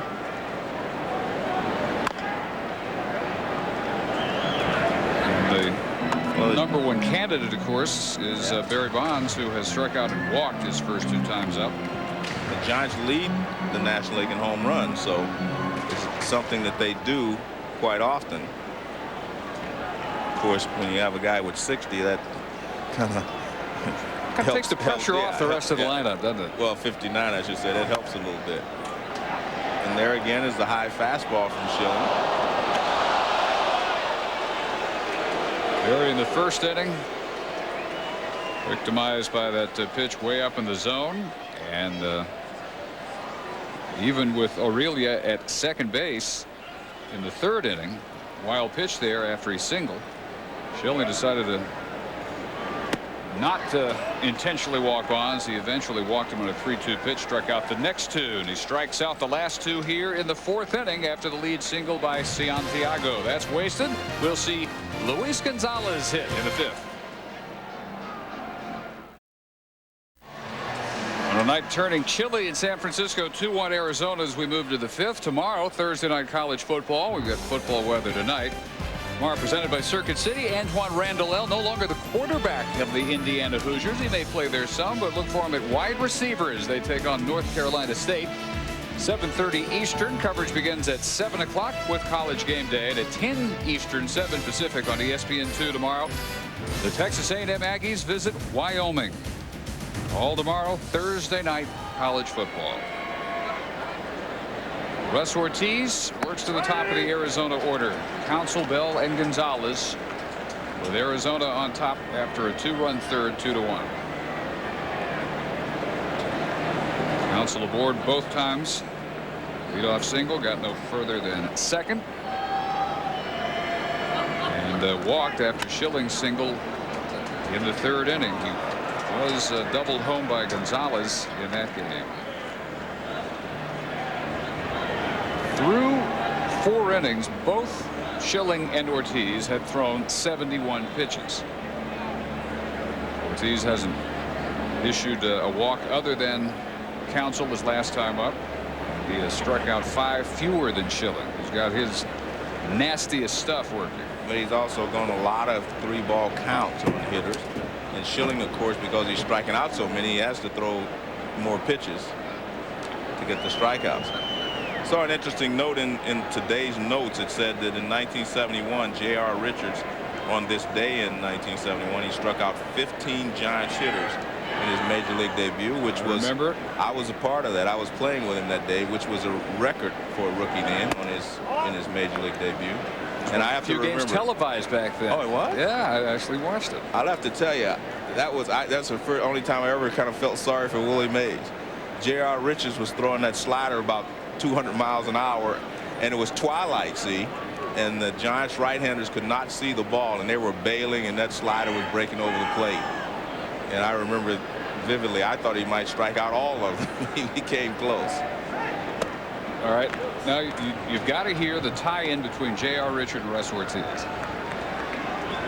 Ortiz, 2 years ago, the third National League pitcher since World War II to win as many as 18 and walk as many as 125 batters that year. He led the league in walks, but won 18. The other 2 pitchers to accomplish that odd double, Carl Morton of Montreal 1970. J.R. Richard did it twice, 76 and 78. But as his career went on, the control got a lot better. He got a lot more unhittable. I have to tell you, I played with him the year that he ended up, his career was basically over, 1980. And every time out that year, he got better. And I do not even hesitate to say if he would have remained healthy, I think we may have seen maybe the greatest pitcher ever in J.R. Richards. He was that good. I mean, he had struck out 300 batters a couple of times. Bonds racing over. Loses his footing and loses it off the top of his glove. Council's going to stop at second. Let's hear quickly from Bill Pito. All right, Dave, thank you very much. Cardinals and the Padres, Woody Williams. First batter of the 7th, D'Angelo Jimenez, the Yankee prospect formerly, breaks up the perfect game, breaks up the no-hitter, and then is thrown out trying to stretch it into a double, but the no-hitter is gone. 2-0 Cardinals, top 8. Well, one already in that series and a threat of another one tonight, and they rule that a double for Council, who's 2 for 2. Well, it should be a double. Actually, you thought he lost his footing. I think Barry went down because he had lost the ball in the lights. It's a tough field out there in left field when you hit line drives. It's very difficult to see the ball and get it out of the lights here. Jay Bell, last time up, unsuccessfully tried to bunt Curt Schilling to third. He's got a beat on this one.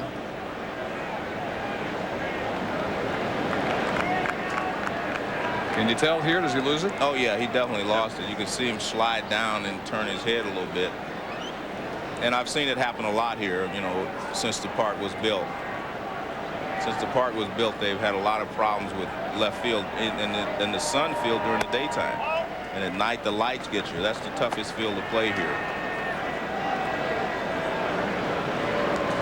The lights at the Jake in Cleveland, which are vertical instead of horizontal, I guess would be the easiest for a fielder, because it's almost impossible to lose it in lights that are arranged up and down as opposed to side like the bank that just got bombed. So Counsell taking his lead after the leadoff double. This will slice and out of play.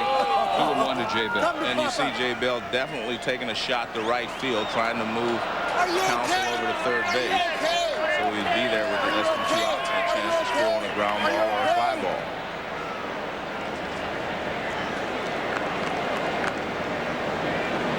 .242 for the year. 4 for 21 lifetime with a homer against Ortiz. Showing bunt again, lays down a good one. Easily advancing Counsell to third. And a good play by Jay Bell. He realized that, you know, it was tougher to hit the ball the other way. He took one shot at it, and then he goes around, squares around, and bunts. And it's easier to bunt in that situation because they're not charging. The last time up he tried to bunt, they were charging, and that's why they were able to make the play at third. Here they're not sure he's not going to hit the ball the other way, so they have to stay back. So when he bunts, you know, it automatically works. So what he tried to do last time, wasn't able to. Works for him this time, his 6th sacrifice of the year. And Gonzalez hits with Counsell now at third. 1 out and a 1-run lead for Arizona. And not a good situation for the Giants. Infield in, and Ortiz starts him away. And I have seen Bob Brenly walk Barry Bonds in this identical situation in the first inning of a ball game, where there was a runner at third and 1 out. He just went ahead and walked him. He's on record. I'm not going to let a guy on his way to 60 home runs beat me. And he has backed that up. 2 balls and no strikes. Well, I think if you're the Giants, you have to try to see if Gonzalez will go out of the strike zone to help you out. If he doesn't, then you just go ahead and put him to first base. He's that good at this point. He's having such a great season. There's not a lot of things you can do to get him out. We've seen him try to pitch him inside. If you don't get it all the way in, he's going to hit it hard someplace. That one getting past Santiago, coming home well ahead of the throw, not even needing to slide. Counsell 3-1 Arizona.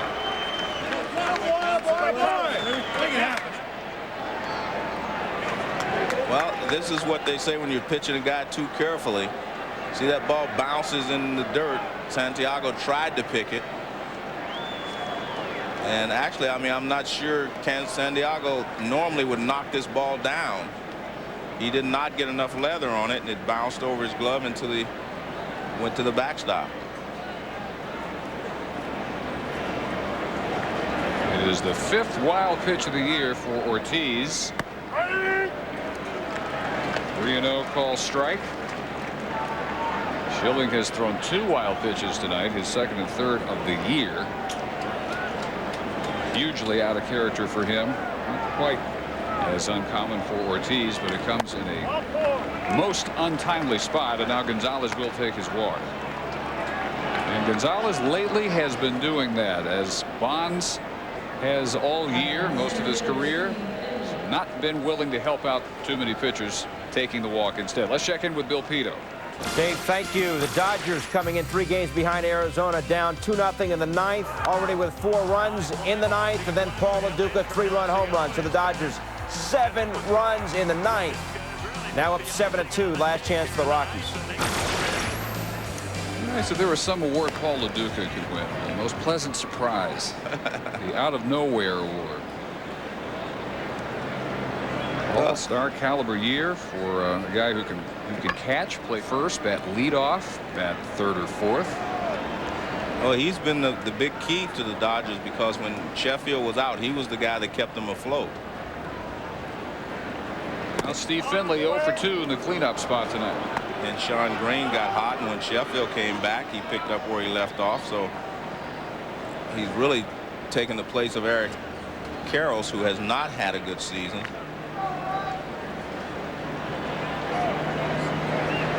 Karros, in fact, lately sat for an extensive period by Jim Tracy with nothing going right for him at the plate. You have a guy in Karros who has driven in 100 runs, you know, several years in a row. I mean, he was probably the most consistent Dodger hitter over the last few years as far as RBI production is concerned. Ortiz, big year, 1999, 18-9. Giants top winner that year, and they have a shot at another 18-win season. He's their top winner this year with 14. The Giants making do without Sean Estes. Normally would be counted on for ace results, but out with an ankle problem. Not sure when exactly they're going to get him back. Dave Righetti will pop out of the dugout for a chat. And you know that Sean Estes has been struggling with the ankle problem since last year in the playoffs when he was a pinch runner and he went into second base, didn't slide, and he twisted his ankle. We're going to get Brian Boehringer up. First action in the bullpen. Estes is eligible to leave the DL this weekend.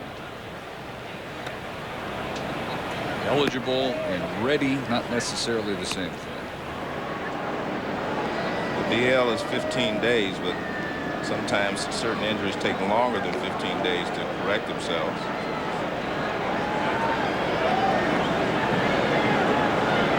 Righetti has had his say, and now Ortiz ready to work again to Finley. With a run in, 1 out, Gonzalez at first in a 2-1 count.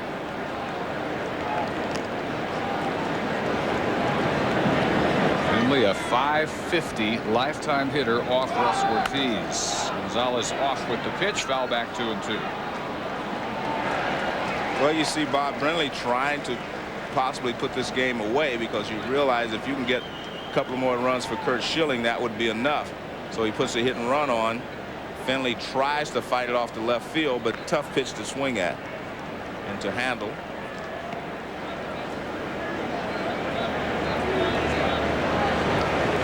Only one more road trip for Brenly and the Diamondbacks. They have a 10-game swing through Milwaukee, Colorado, and LA.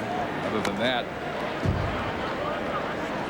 they're at the Bob the rest of the way. They're equal home and road. The win total is the same for Arizona, and 78 wins was good enough coming in tonight for a 1.5 lead on San Francisco. Dodgers have defeated Colorado by a 7-2 final. They now move up to 2.5 out.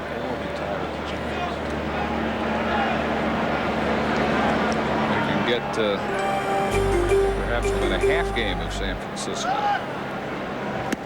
The 2-2 pitch. He's got Finley twice in a row on strikes and all 3 times tonight. Well, we talked about the fact that Finley had a good batting record against Ortiz, but again, that was when Finley was having good years.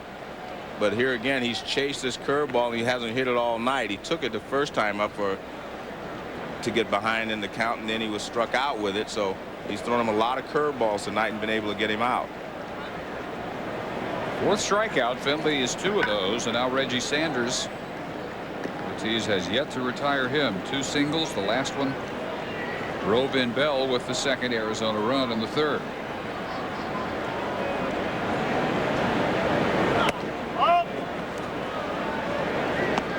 Ortiz used to throwing a lot of pitches. He has averaged 18 per inning. And unlike Schilling, it's not because he's got a huge advantage of strikeouts over walks. It's because he walks a lot of folks. 5th in the league this year, 3rd last year, walked 112. And as we said 2 years ago, led the league with 125. Sanders with a rocket that's going to get past Bonds into the corner. Gonzalez held at 3rd as Bonds quickly gets it back into Aurelius. 2nd and 3rd. Sanders is 3 for 3. Well, that was a breaking ball that kind of hung on the inside part of the plate, and he's lucky that he got it back and kept it in the ballpark. See, it's supposed to be outside, And you see that curveball belt high, middle of the plate. And a guy that hits 30 home runs like Reggie Sanders, a lot of times will hit that ball out of the ballpark. But you see Gonzalez comes around, and they hold him at third. Ortiz, about 2/3 of the time, is going to give you at least 6 innings, but not tonight. Bowringer coming on for Dusty Baker in a 3-1 game in the 5th. Russ Ortiz lasts only 4 2/3, a very short outing by his standards, and he gives way to Brian Bowringer, who since coming over from the Yankees July 4th has excelled almost to the point of perfection in these situations where he needs to get the first man. In this case, he's going to intentionally walk Grace, but Joe, he's retired the first batter in 21 of his 22 appearances with the Giants. Well, he's giving him another one here, so it's that makes it 21 of 23 now. But it's not his fault, of course. They want to face Junior Spivey rather than the dangerous bat of 300 hitting Mark Grace. Spivey 0 for 2 tonight off Ortiz, and he hits with the bases loaded and 2 outs. A run already in here in the top of the 5th. Gonzalez at third after a walk, second base after a double Sanders, and now Grace after the intentional walk, as Spivey gets just his 4th career chance with the bases loaded.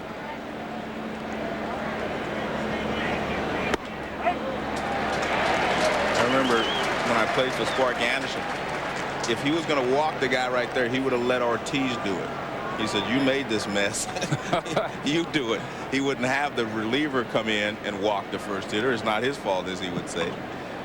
That was one of the quirks that Spark Anderson had about pitching. Oh, there's a certain justice to it. Yeah. 0-2.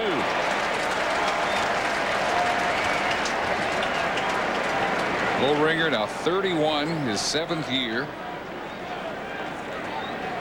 Played in a couple of World Series, 96 as a Yankee, 98 against the Yankees as a Padre. Shoulder problems for him the last 2 years. He's going to get out of this one. Popped up. Short center, and Bernard will come on, and they get out of the bases loaded threat. But Arizona gets another run, and their lead behind Schilling now 3-1. We'll see Aurelia bat, maybe Bonds in the 5th. What a moment right here for 31-year-old Jalal Leach, who pinch hits for the pitcher. His first major league at bat is a fly ball handled by Sanders. First San Francisco native to play for the Giants in 14 years. He finally got called up yesterday after 12 years, 1,368 games in the minor leagues. That makes you feel good about this game when someone can persevere that long in the minor leagues and they finally get a chance to come up and get a swing. He was in uniform by 2 o'clock yesterday and never took it off. I tell you what, he wasn't nervous. No? He had to go up there and swing at the first pitch. Dusty Baker said, "I got to my office at 2. He was already there in uniform, and Leach said, "This was like the birth of my daughter. I just don't want it to end." I have to tell you, my first at bat in the big leagues, there's no way I could have swung at the first pitch. I was so nervous and just happy to be there. There's no way I was going to go out on one pitch. You didn't have to hit off Curt Schilling. Right. I don't know, it may have been Koufax. No. My first at bat was against Dallas Green. No, Johnny Clipstein. Or was it Dallas Green? See, Dallas Green says it wasn't him, so I don't know. 0-2 pitch by Bernard. Also short right, and calling for it is Spivey. Let's check in quickly. Bill Pito in the studio. All right, Dave, thank you. Seattle, the Mariners going for their 100th win of the year, 5-5 or 6-6 against Tampa Bay in the 5th. And Mike Cameron all the way to the wall. Here comes John Olerud as Seattle scores 5 runs in the 5th, take the lead 7-6, and that's where we are right now on the top of the 6th. Yeah, I think they're going to get that Yankee record, most wins of the year. I tell you what, and it may sound strange to a lot of people, but the more games they win, the more pressure is going to fall on them when the playoffs start. Because it's going to feel like this is a wasted season if they do not get to the World Series. And that's a lot of pressure, because I saw it happen to the Yankees that year when they were you know, they had the record. I mean, I saw a lot of pressure fall on them, you know, going into the playoffs. Well, they made it and won that series. And the team whose record they broke, the 54 Indians, made it to the series, obviously, because there was no first round back then. And after 111 wins, they were swept by the Giants in 54. Mark Gardner, the right-hander, Aaron Fultz, the left-hander, in the Giant bullpen. The Yankees were better equipped to handle that pressure because they had so many veterans on the ball club that had been through the playoff races before. One and a strike, a ball and a strike. In the Mariners case, an issue for Arizona, really for any team right now in the National League, is not going to be a problem for them, and that is setting up their pitching. Bonds on deck here with 2 outs. Arizona with Schilling and Johnson only scary in a postseason if they can pitch games 1 and 2. If you have to use them to get to the postseason over the final weekend, it's a completely different proposition playing the Diamondbacks. And that's what happened last year to the Oakland A's. They had to use Tim Hudson on the final day of the season, and then they did not have him available to start and pitch twice in the series against the Yankees. See, they're a below 500 team by a considerable margin once you get to the 3rd starter and beyond. And the strikeout, number 9. Second time he gets Aurelia. 1, 2, 3, 5th. He leads 3-1.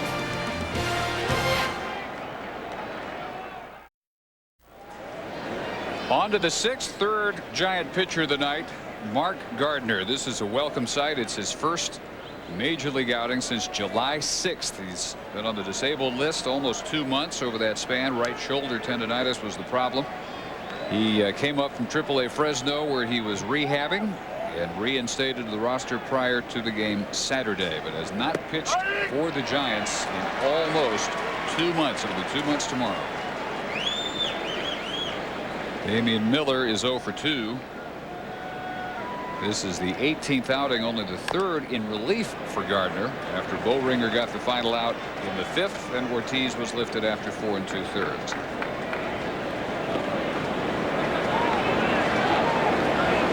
Gardner quickly out in front of Miller, 0-2. 4-5 record.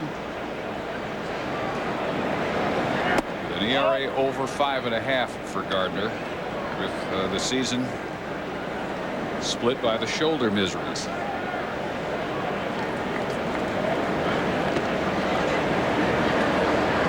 A year ago, 11-7 for the West champs.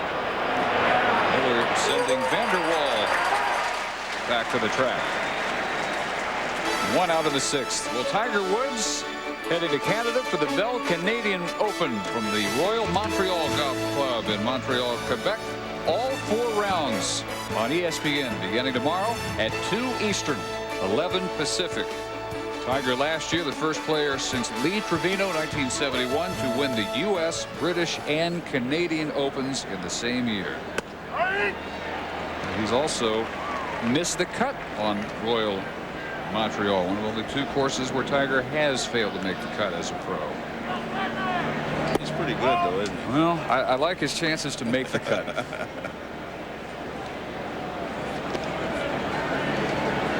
Also like his chances to win that thing again. Seemed to correct himself in his last victory. Schilling bounces one off a diving Aurelia. And he's on for the 2nd time tonight. Aurelia was laying on the ground a little bit there like he hurt himself. Seems to be okay now. He made a dive, and he needs a little time there to regroup. Curt Schilling, who had 8 hits on the year, 2 for 3 tonight. And there's the high fastball again. And pitchers can hit the high fastball if it doesn't have a lot on it. You see a couple of times here Schilling's gotten hits on the high fastball. When you dive like that, your left arm is extended, and sometimes you hyperextend your elbow or something because you're diving, you're landing right on it with it stretched out.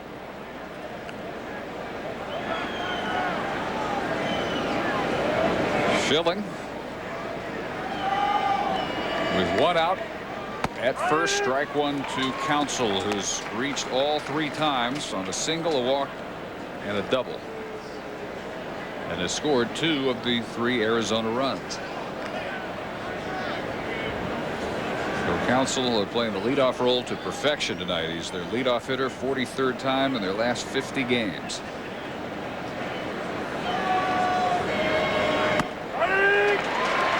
Breaking ball over, 0-2.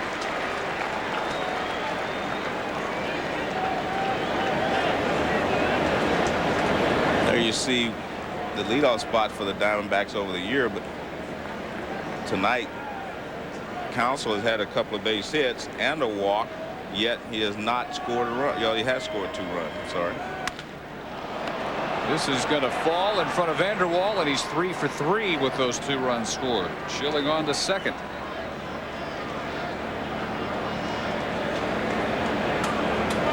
And after Gardner retires Miller to begin this inning, back-to-back singles by the number 9 hitter, and now Counsell. 2 on for Jay Bell. The one thing Mark Gardner has to do is stay ahead of the hitters, and he has to keep the ball down. And in both cases, he has not been able to do that so far. But again, he hasn't pitched in the big leagues in a while, and you have a tendency to be rusty when you haven't pitched against big league hitters. When you're pitching against minor league hitters, there is a different mindset. That's why a lot of people feel like going down and pitching in rehab is not really that good for some players. You'll see Bonds lead off the Giant half of the 6th. 0 for 1 tonight with a strikeout in the first. Walked his second time up. Right back through the box. Bell singles. And they wave Schilling home as Bernard can't pick it up cleanly. Now he's going to try and have to get Counsell at third. And he can't do that either. So an RBI single for Bell. And the Diamondbacks take a 4-1 lead. It will be an error in center on Bernard, allowing Craig Counsell to reach third base, and Dusty Baker about to reach the mound for another pitching change. Aaron Fultz on his way in a 4-1 game now. Arizona up in the 6th. Aaron Fultz is on after Mark Gardner's first appearance in 2 months. Ends on 3 consecutive singles by Schilling, Counsell, and Bell, and now Fultz comes on, having retired everybody unscored on 4 of his last 5 outings. Over 5 1/3 situation here. He has runners on the corners, a run already in, 1 out, and Luis Gonzalez, 3rd in the league in homers and runs batted in. And in the 3rd inning with a double, he drove in his 125th run of the year. Aaron Fultz can identify with Jalal Leach, a 12-year minor league veteran who pinch hit in the last half inning. Took him 8 years to reach the majors, 6 years just to reach AAA. Gonzalez skies this one to straightaway right for Vanderwall. And there's the second out as Counsell tags and comes home with the 5th Arizona run, and they have a 4-run margin for Curt Schilling, who's out after his 20th win tonight. 126th RBI for Gonzalez.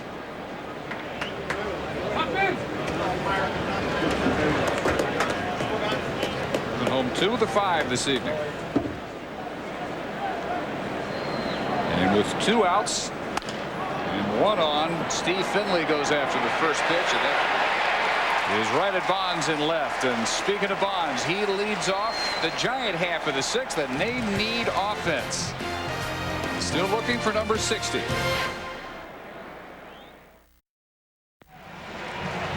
Sellout crowd at Pac Bell Park, ready for history. If Barry Bonds can get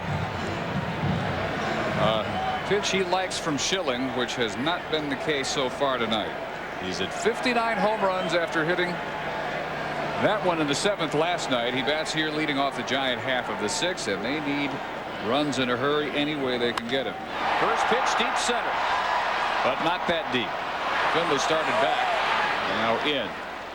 Well, you can see the battler that Schilling is. He says, hey, he can't hit a 3-run homer, so I'm going to go after him, and he does. This is a fastball about belt high on the inner half of the plate that moves back out over the plate.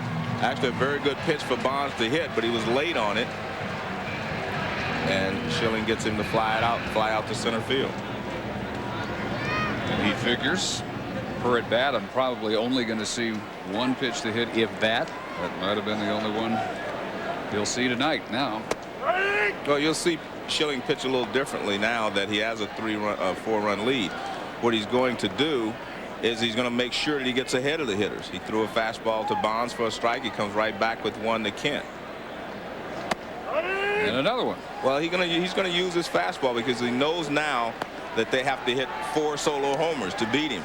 And so he's going to make sure that he pitches with a no-one on base. If you hit a home run, he says power to you, but he's going to come after you.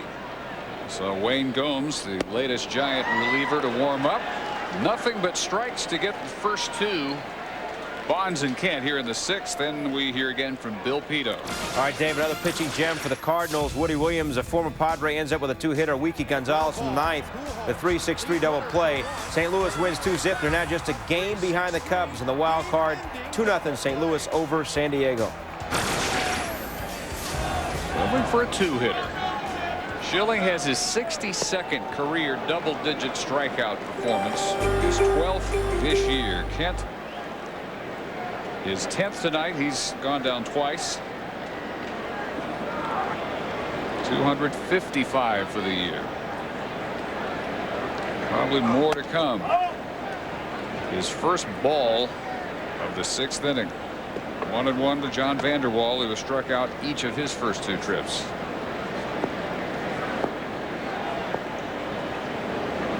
And now lifetime against Schilling, 4 for 24.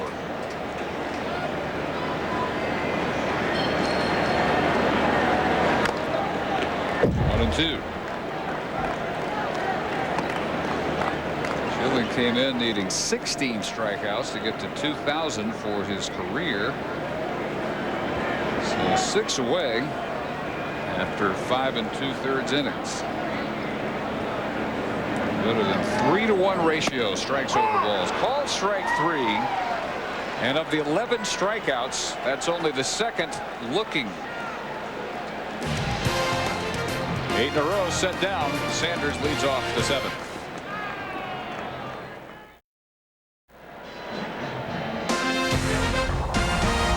ESPN's Wednesday Night Baseball is brought to you by Bud Light. For the great taste that won't fill you up and never let you down, make it a Bud Light. Sold out Pac-Bell Park has not much to like tonight. They have not seen Bonds go deep. They've seen a dominating Curt Schilling. An early exit by Russ Ortiz, and now the 5th pitcher of the night for San Francisco, and it is Wayne Gomes. Came over from Philadelphia July 27th, just before the deadline for Felipe Crespo. And like Mark Gardner, 3rd pitcher of the night, just up from a stint on the disabled list, where he had spent some time with patellar tendonitis in his right knee. Gomes pitched a perfect 9th, strikes out the side, in fact, in that appearance last night in the 5-2 San Francisco victory. Well, he has a good fastball and a good splitter. He throws a lot of splitters, especially when he gets ahead in the count. Has some closer experience. He was the Phillies closer at the beginning of last year, had a great April, and then the right elbow went. And spent 3 weeks on the DL and never really recovered the early 2000 form. And then this year, the Phillies kind of crowded him out of that job by getting Ricky Bottalico back, adding Jose Mesa, both of whom have been closers. So his job description really changed. Reggie Sanders retired on a ground ball to Aurelia. We check in with Bill Pito. Okay, Dave, Seattle looking good as it goes for its 100th win of the year. They're up 7-6 in the 6th. Bases loaded. Edgar Martinez all the way to the wall, will score all 3. That makes it 10-6. Mariners have added another run. It's 11-6 Seattle, still batting in the 6th inning at home against the Heroes.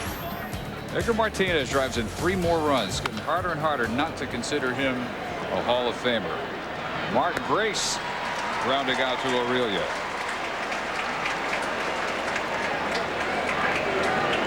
So 2 gone in the 7th, as Gomes will work to Junior Spivey, who is 0 for 3. Ortiz started, lifted after 4 2/3, 7 hits, 3 runs. Ryan Bowringer got the last out of the 5th. Mark Gardner, in his first outing in almost 2 months, struggled in the 6th, retired only 1 batter. Charged with 2 runs, 1 earned on 3 straight singles by Schilling, Counsell, and Bell, and then Aaron Foltz came on to retire the last 2, although Gonzalez, with a sacrifice fly, drove home the game's 5th run for Arizona. And now Gomes here in the 7th.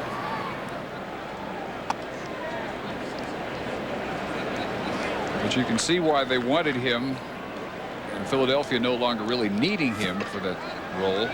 Well, the Giants, in my opinion, went out and got everything that they needed before the deadline, you know, to get themselves back in the race. And so far, these guys have paid off for them.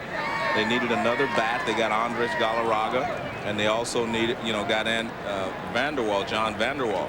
They needed a starting pitcher in Jason Schmidt. They got him, and they also needed another arm for the bullpen. They got him and Wayne Gomes. So they have actually really helped themselves probably more than anyone else in their division just before the deadline. There's a base hit, and Junior Spivey is aboard for the first time. Giants, since they got the big cat, are 25-13. Schmidt is 5-1 after joining the rotation. And Vanderwall, as we said, the numbers are not as good as they were before he left Pittsburgh. But Ryan Sabian, the GM.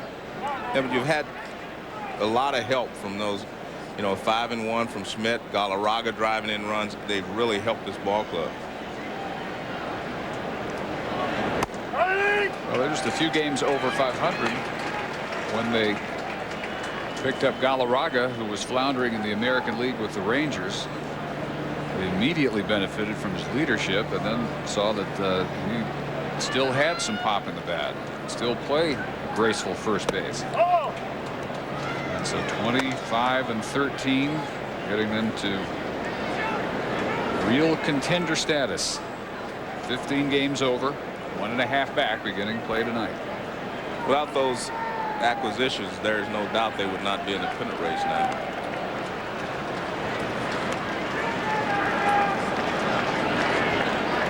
Spivey at first with 2 outs in the 7th. Damian Miller 0 for 3. Gomes 28 in his 5th year out of Hampton, Virginia. 2 balls and a strike. And if you're the Giants, I mean, the only way you're going to be able to have a consistent offense and not just rely on the home run, you're going to have Jeff Kent, you know, step up and have a good remainder of the season. He's going to have to produce some runs, not necessarily hit home runs. He's just going to have to get some clutch hits, because he's always going to have men on base with Bonds and Aurelia in front of him. 2-2 as Spivey takes second. And Gomes did not hold him at first base, so he just took off, and there was no chance for Santiago to throw him out. We'll give him the steal, his 3rd.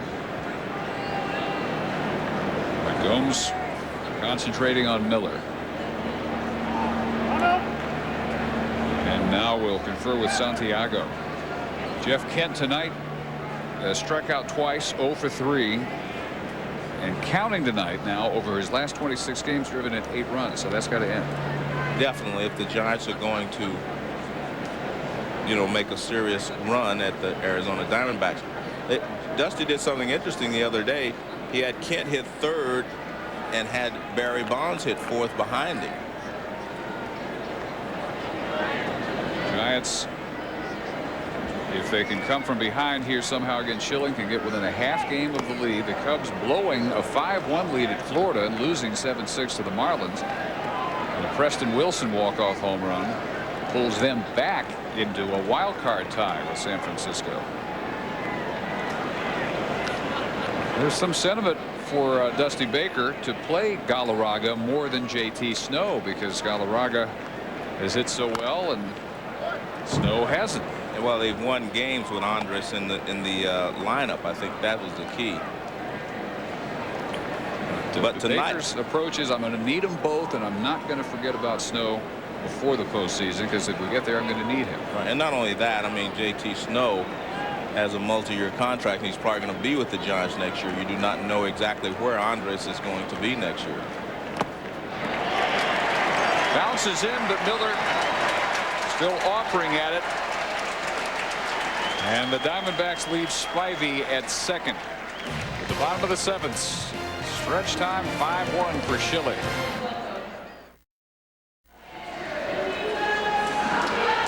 In the bottom of the seventh now, 5-1 for Curt Schilling, with a 19-6 record, trying to become the franchise's first ever 20-game winner, and threw 687 pitches, 11 strikeouts, only 1 walk, 5 hits, and the last Giant hit was a leadoff single in the fourth by Benito Santiago.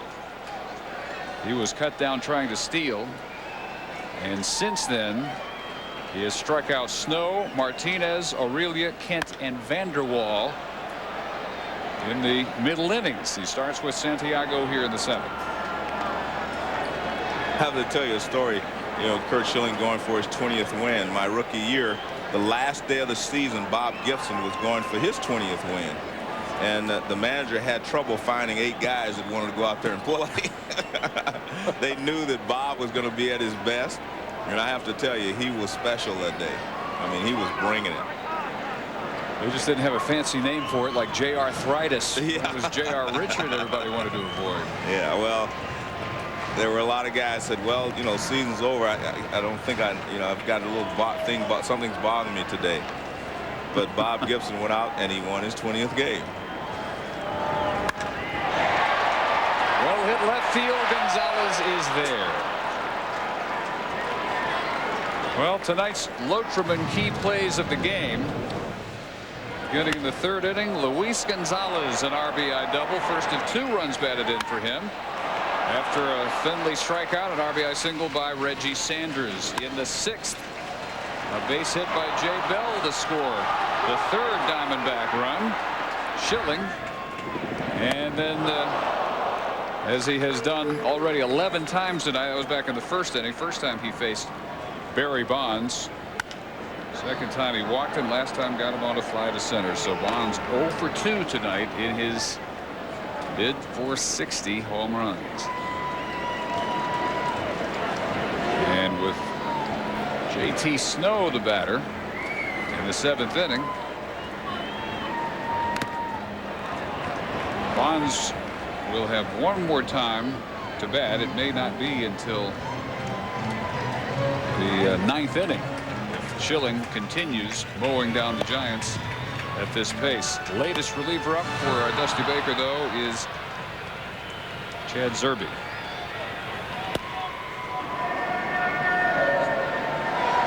Barry Bonds in the 1st inning strikes out as Schilling gets him to fish for that high fastball. Could have walked him intentionally, decided to try and get Bonds fishing in the 3rd, and Bonds wouldn't do it. He did take his walk, and then Schilling served him up a first pitch fastball in the 6th, and he flied out to medium deep center field. And that is number 12. Second time he gets JT Snow. Well, he is definitely on top of his game tonight, but we saw that early in the ball game when he struck out Bonds and Aurelia in the 1st inning. I mean, he just has great stuff. That splitter is really diving, and then he has an overpowering fastball. So you're seeing Curt Schilling at his best. He has a good curveball to go along with it tonight.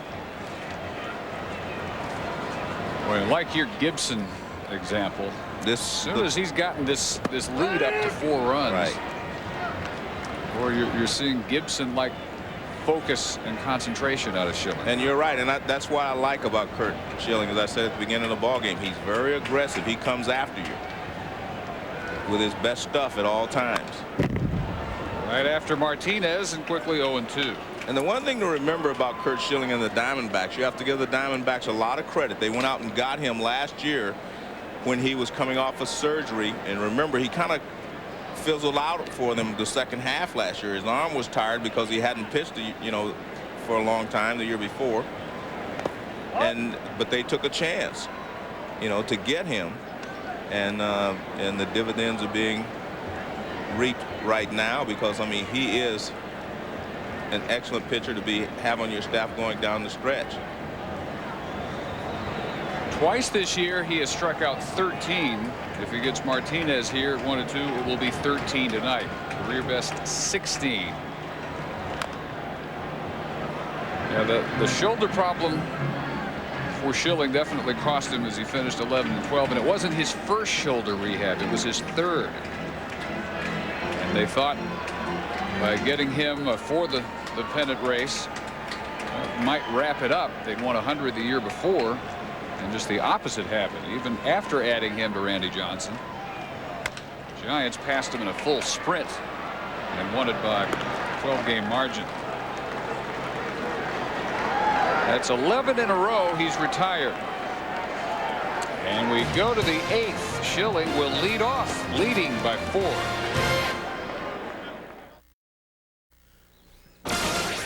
Lupito back in the studio as you watch Curt Schilling go for 20. Roger Clemens now has 19 wins. Against Toronto tonight, a 4-3 win. Strikes out 5 and 7 1/3. He's now 19-1. Yeah, but he didn't go 3 for 4 at the plate like Curt Schilling has. Singles on the first pitch he sees in the top of the 8th from Wayne Gomes. Well, I think they're going to have to, go over him in the scouting report on how they want to pitch him. Well, every pitch has been up. That's the main thing.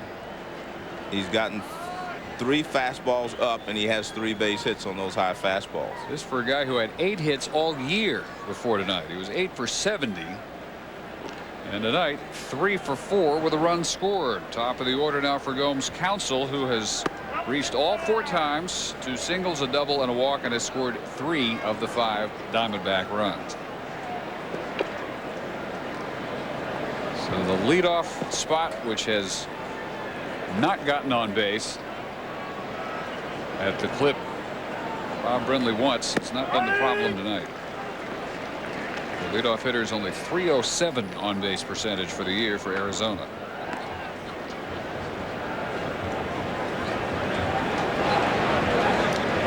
Brindley's team has lost their last 4. They've only had 1 5-game losing streak all year. That was in early July. Later that month was their last 4-game losing streak. It was a 4-game sweep at the Bob by the Giants.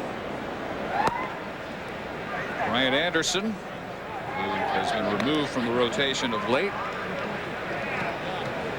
getting loose in the bullpen.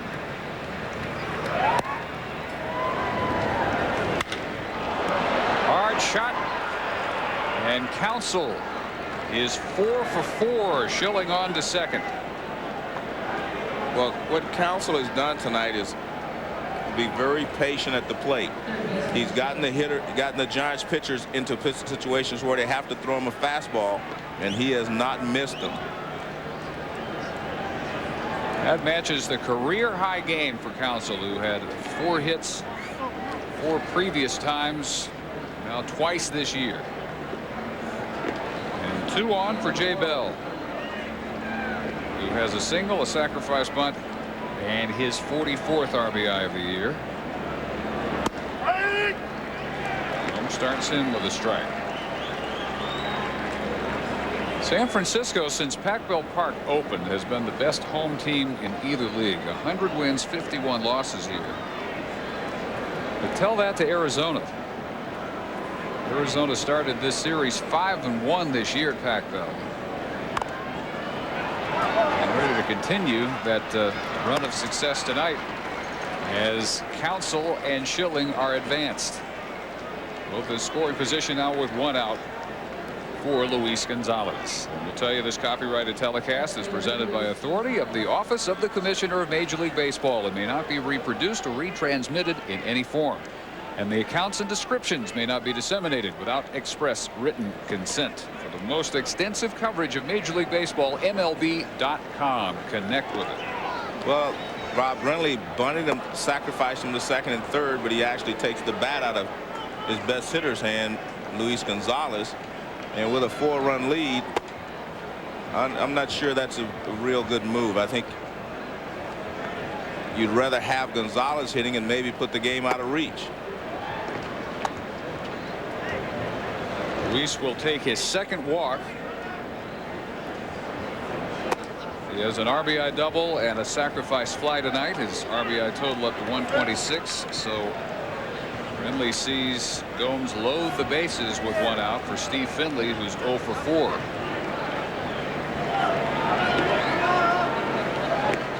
Two strikeouts on the night. This for Curt Schilling, by the way, who is the lead runner down at third, is his first career 3-hit game. He can win 20 for the first time. It's already the best offensive night for him ever.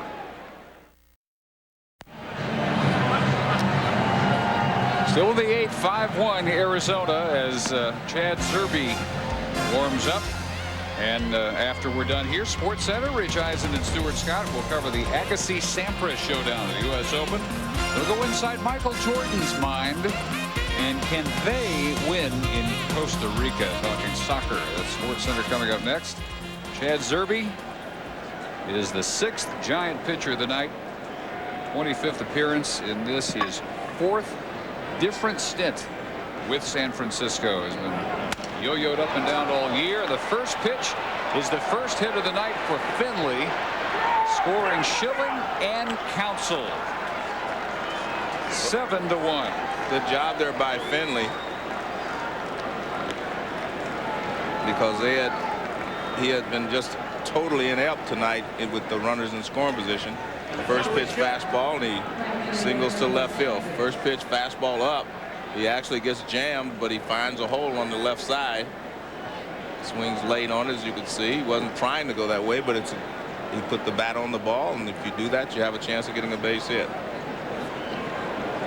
48th and 49th runs batted into the year for Finley. Now Reggie Sanders, who has 2 singles, a double, an RBI. 3 for 4 night. 81 runs batted in for the year. Gonzalez down to second with 1 out. You know, Schilling has had to expend some energy on the base paths tonight with his career high 3 hits. Well, he scored twice. Counsell has scored 4. The 2 of them have 6 of the 7 Diamondback runs. Well, it's a cool evening, so it's probably not affecting him that much. Yeah, it is still jacket weather. Sanders back to the box as Finley is forced at second. No chance at the double play. Gonzalez on the third.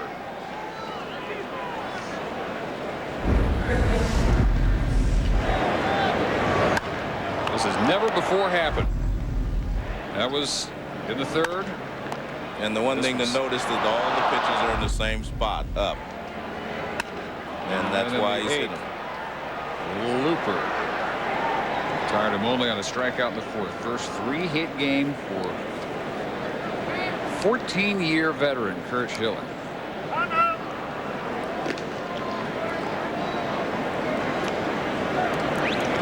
So Sanders at first with the fielder's choice. Gonzalez at third. On the corners, 2 outs for Mark Grace, who's been aboard twice. Fielder's choice first time up, and an intentional walk in the 5th.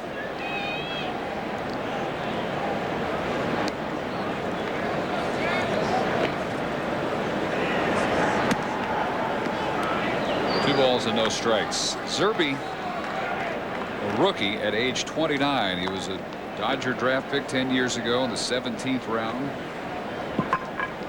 and released by both the Dodgers and by the Arizona organization.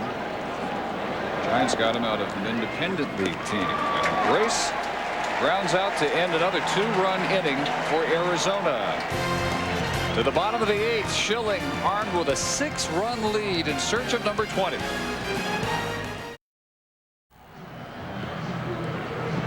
Giants down to their last 6 outs, and they trail by 6 runs. Curt Schilling at a dominating best tonight. He's retired 11 straight, has struck out 12.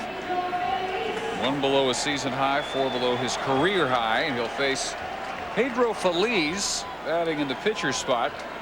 Feliz came in defensively in the last inning At third base for Ramon Martinez. Martinez was the 8 hitter, and the pitcher now batting in the 8 hole. Here's Feliz, 239 for the year. He's never had a hit in 7 tries off Schilling.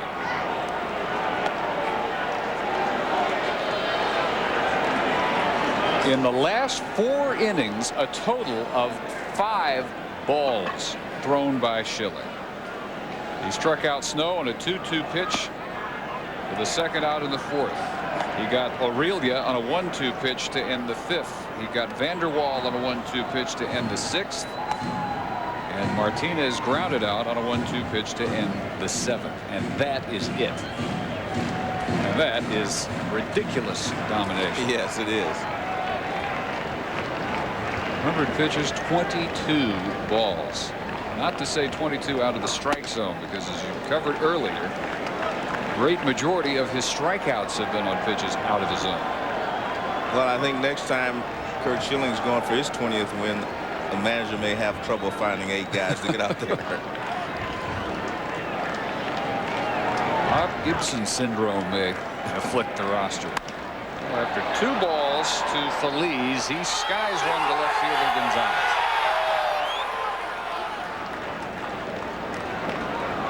Still the last Giant base runner, Benito Santiago, with a leadoff single in the 4th. Cut down trying to steal. That was the first out. And then Schilling struck out Snow and Martinez, 7 and 8 at that point. Now at 12 strikeouts as he faces Marvin Bernard. He's gotten him once. Bernard also has gotten to Schilling for 1 of 5 Giant base hits. That was leading off the game.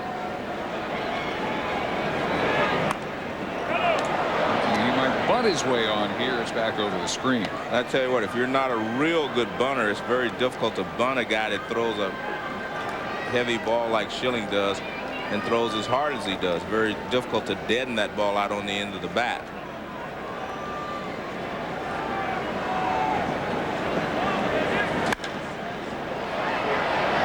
High strike, which has been so deadly all night for Schilling. And Spivey has it for the second out here in the 8th. Sports Center next. Rich Eisen, Stuart Scott. Great match in the U.S. Open they'll cover. Agassi and Sampras head to head. This is going to be another major league debut. Cody Ransom will get his first at bat in the big leagues, hitting for Rich Aurelia. Productive year at AAA Fresno for Cody. I like the Giants fans giving these young players a standing ovation when they come to bat for the first time. And like Jalal Leach, when he pinch hit in the 5th, Ransom flies out to right on the only pitch he sees. Bravely going after him. 14 in a row retired by Schilling. Through 8. 7-1, we move to the 9th inning, and a new pitcher among scores of changes for Dusty Baker defensively here. The pitcher is Kurt Ainsworth, who is on for his first appearance. 27 games at Fresno, a 9-9 record. He is the 7th pitcher for San Francisco tonight, and he'll pitch to a new catcher, Yorvit Torrealba. A lot of these late season call-ups on the field right now for Dusty Baker. Justin Junior Spivey going after the first pitch, grounds out to Pedro Feliz, who is the 3rd baseman now. There's Torrealba, who replaces Santiago. New second baseman is Edwards Guzman, normally a catcher. Cody Ransom staying in at short.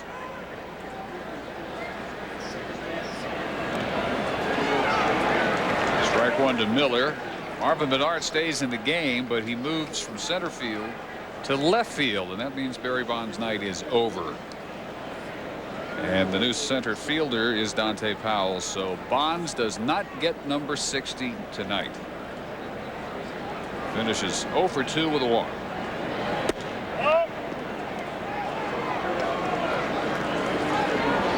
Maybe an easier way to go about this. JT Snow still at first. John Vanderwall still in right. That's it. As far as Baker's starting lineup. And Curt Schilling, having gone 8 innings, about to be lifted for a pinch hitter. David DeLucci out of the on-deck circle. Just when we hope we'd see Schilling go for his first 4-hit game. Too much to ask for. He will leave with his first 3-hit game. And 3 outs from the bullpen away from his first 20-win season. He's trying to beat that smokeless tobacco habit. He had it beat for a while. He was playing golf, and he said, stupidly, somebody offered me some, and I went back to it. That's been a year and a half ago, and he is still trying to beat the chewing tobacco that he thought he had gotten rid of. Miller fights that one off and has his first hit of the night. Schilling also records every pitch of every game to every batter, and he'll go home and log it onto his computer and refer back to it. So it's not just physical domination. He has as complete a game plan every time he goes out as anybody in baseball.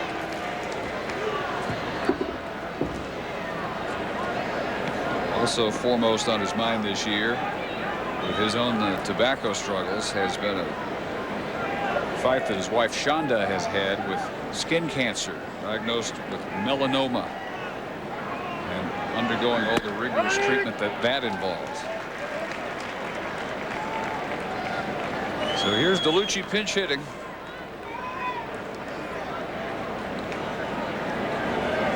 Arizona pinch hitters have been terrific. They have an all-time record 14 pinch home runs this year.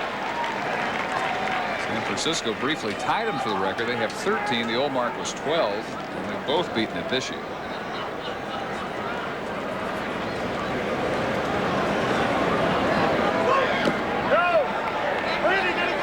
So the line for Schilling in 8 innings: 1 run, 5 hits, 1 walk, 12 strikeouts. And barring a miracle comeback, he will win his 6th out of his last 7 decisions, his 12th in 13 decisions this year, following an Arizona loss,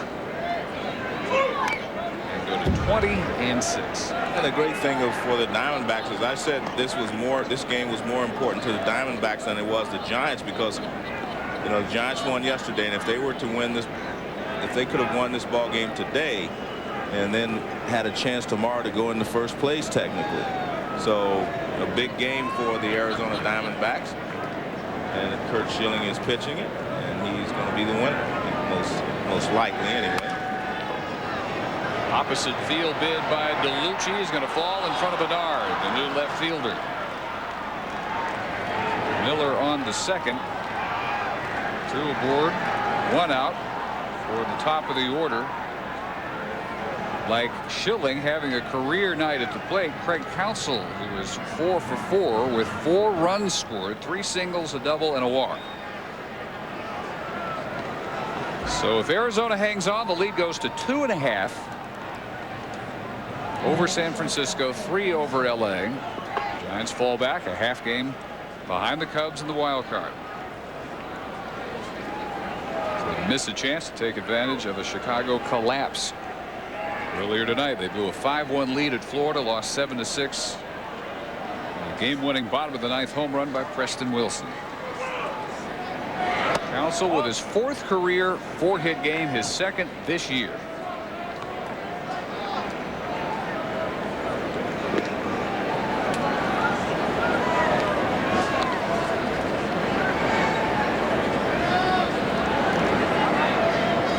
From Ainsworth, was called up from Fresno before Saturday's game, 22 years old.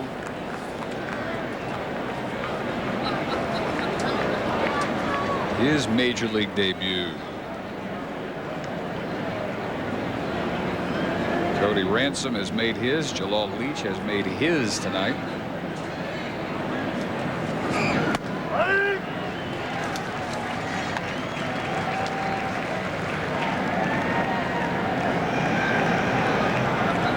Torrealba behind the plate making his major league debut. So look out there, see a lot of guys look like they're new to shaving.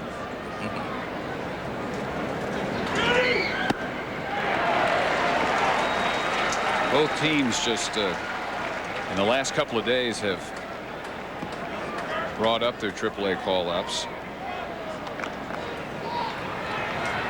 And there was a 10-man bullpen available for Dusty Baker tonight. Byung-Hyun Kim, the closer,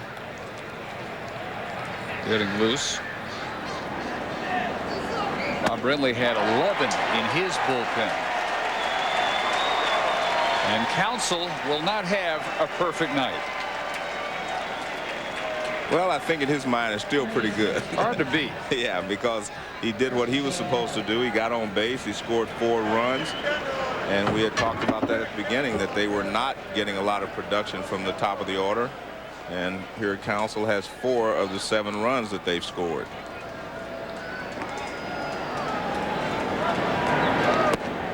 Ball 1 to Jay Bell. There's an RBI single, 2 sacrifices. And in the third, scored what right now is a winning run, the second run.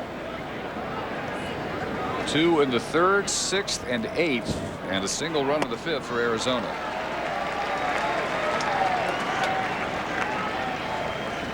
Curt Schilling in 105 pitches. Strikes out 12, walks 1. Had that 4-inning stretch where he threw a total of only 5 balls. And he leaves after retiring the last 14 hitters in order. Nobody reached on him after a lead-off single by Benito Santiago in the 4th inning. That was all San Francisco got off of him.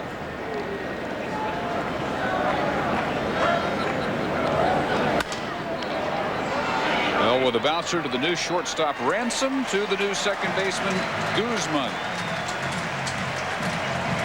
And in the bottom of the 9th, Howell, Guzman, Vanderwall for the Giants.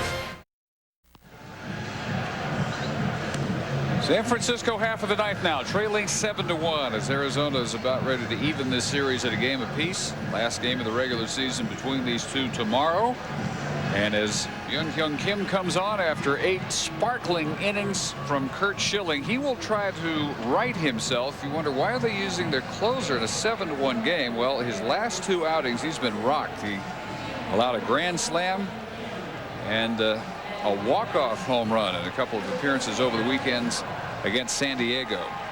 New left fielder for Luis Gonzalez, Ryan Christensen. Well, Ray Langford hit a grand slam off of him to beat him in San Diego, and then Ryan Klesko hit another home run, a walk-off home run against the Padres. I mean, for the Padres against Arizona.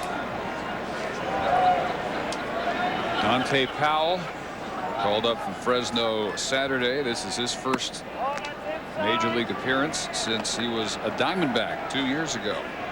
Last year, the Dodgers system, 58th major league game, a career .265 hitter.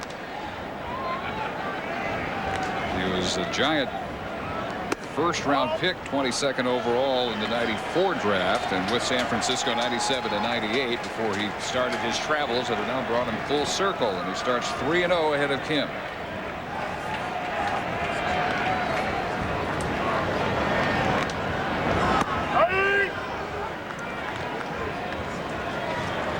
Long way to go in the season, but important for Arizona not to let this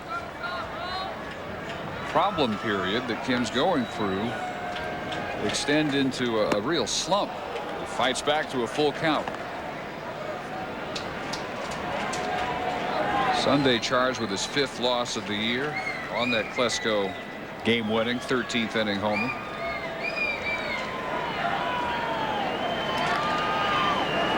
A week ago tonight, a career-high 15th save at the Bob against San Francisco. Howell lays this one down with a swinging butt, and it's going to stay fair.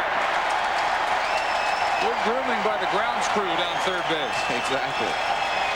That ball wanted to go foul, and it just turned back Because once they come off the grass and go into the dirt, normally they will go foul. Now watch, this ball is on the grass right there. Now when it rolls off, they usually just roll right off. And the reason for that is because the diamonds are usually slanted away from the middle so that the rain will, you know, drain off. Bell figuring that one has to finally roll past the line, and it never did. So Powell's on with that infield single. And now Edwards Guzman batting for Jeff Kent after replacing him in the top half of the inning. Bonds tonight 0 for 2, a strikeout and a walk.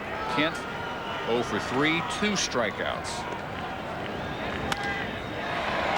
To left field, coming hard. Christensen has it for the first out.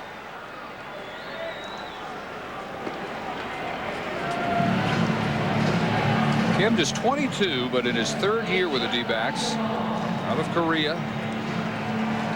And at times, in the first couple of years, he was untouchable.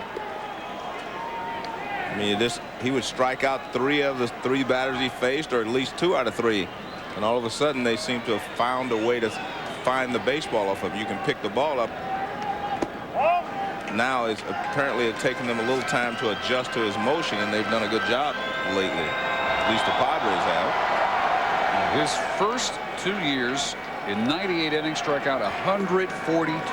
Right.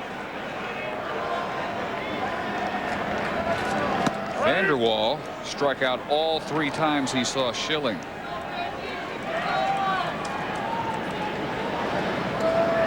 Kim this year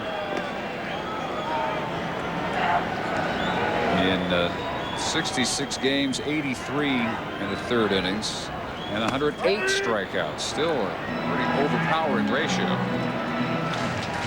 I had some people say that I'm not sure. This is others talking. I'm not sure if you have a closer windup in Kim. Some think that his motion is too long to the plate and he's too easy to run on, but obviously that's not a problem that the Diamondbacks are too worried about, because Matt Manti has been out for the year, and this is the guy with the best closer stuff. Well, it does happen. I mean, they can run on him, as you can see. It gives you time to run, but so does Rob Nen. He doesn't have a quick delivery to the plate either, but there are a lot of closers you can run on. Maybe a game-ending double play. Nope. Gets through Grace at first, and Vanderwall reaches on the fielder's choice. So Schilling 1 out away from his first 20-win season, and the first in Arizona Diamondbacks history. No doubt soon to be joined by Randy Johnson, but Schilling gets there first. Faster than anyone in the majors this year. Next time Johnson takes them out, he'll be after his 19th win, also with only 6 losses. And Rich Eisen and Stuart Scott are next. As the fans still here applaud another major league debut, Yorbit Torrealba. Unlike Ransom and Leach, he didn't swing at the first pitch and fly to right. He takes strike 1. Les Ortiz, for the first time in his career, will lose his 3rd consecutive start. 0-2 to Torrealba. Ortiz will fall to 14-9. 8 brilliant innings from the veteran Curt Schilling. And this has to be a real gratifying moment for Curt, the fact that he pitched all those years in Philly, and the most games he won was 17, and now here he's on the verge of winning 20 with a couple of more starts to go. So, but to win 20 games is special. It's like a hitter hitting 300 for the first time. It's very gratifying. These days maybe more special than ever, because it's a lot rarer than it used to be. Because of the 4-man rotation used to be prominent in the leagues. Now it's 5-man rotation. So pretty well left center. Back is Finley. Can't get it. Vanderwall will come home. Torrealba digging for a major league debut RBI triple. And let's send you quickly to Bill Pito. All right, Dave, the only other game that is currently in progress is now over. Seattle has 100 wins. Ryan Franklin shutting the door on Tampa Bay. 100 wins for the Mariners. They defeat the Devil Rays by the final score of 12-6. This one not quite over. Second run of the game home with a 2-out RBI triple by Yorvit Torrealba. And now JT Snow to face Kim. 2 hits allowed here in the inning by Kim, who has not regained his form after being taken deep. Costly home runs in his last 2 outings. Well, someplace the Houston Astros are telling you don't wrap this up too soon. They lost a 7-2 lead against the Pittsburgh Pirates after there were 2 outs. Well, and you saw a Seattle-Cleveland game that turned from the 12-run lead to an extra inning victory for Cleveland. And so Yogi Berra's words always come back. It's never over till it's over. This one's not over yet. 2-0 behind Snow now. All Schilling can do at this point is watch. And it's got to be a rather helpless feeling right at the moment.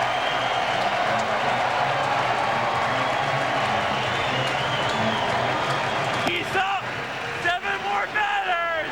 Brindley with double-barreled action now just in case. Things get even worse. Left end, you see Troy Brohan. The 3-0 pitch is outside. And with a run already in, now runners on the corners with 2 out for pinch hitter Damon Minor.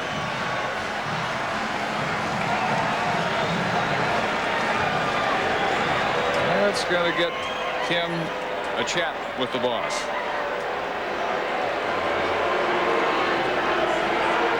He was 1 pitch away.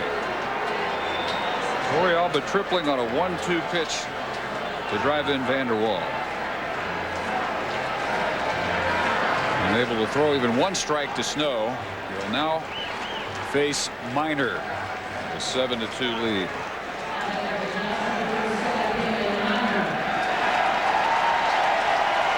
Minor in his 12th appearance now with the Giants. He's 7 for 33 for that average of .212. Torrealba at third, and now Snow joining him on the base paths. And another one well out of the zone. And Joe, Bob Brindley's idea, let's get Kim some confidence back in a game that's not on the line, is not working out that way. No, it is not. I mean, you want a guy to go out there and throw strikes and get a 1, 2, 3 innings for his confidence. That would really help him. The only other way to look at it is they're using Kim tonight. That means they probably can't use him tomorrow if they do get into a closer situation. And Albie Lopez going tomorrow. 2-1.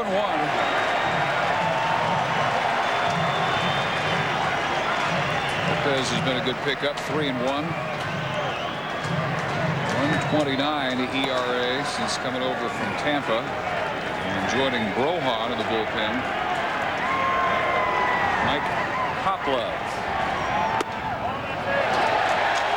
That looked pretty good. Not good enough to Hunter Wendelstedt. 3-1.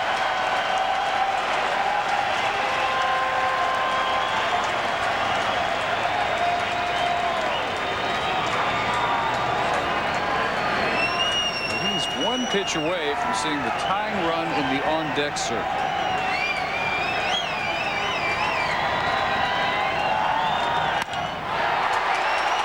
Center field, another long run, but Finley gets there this time, and it's finally over, and Schilling has his first 20-win season.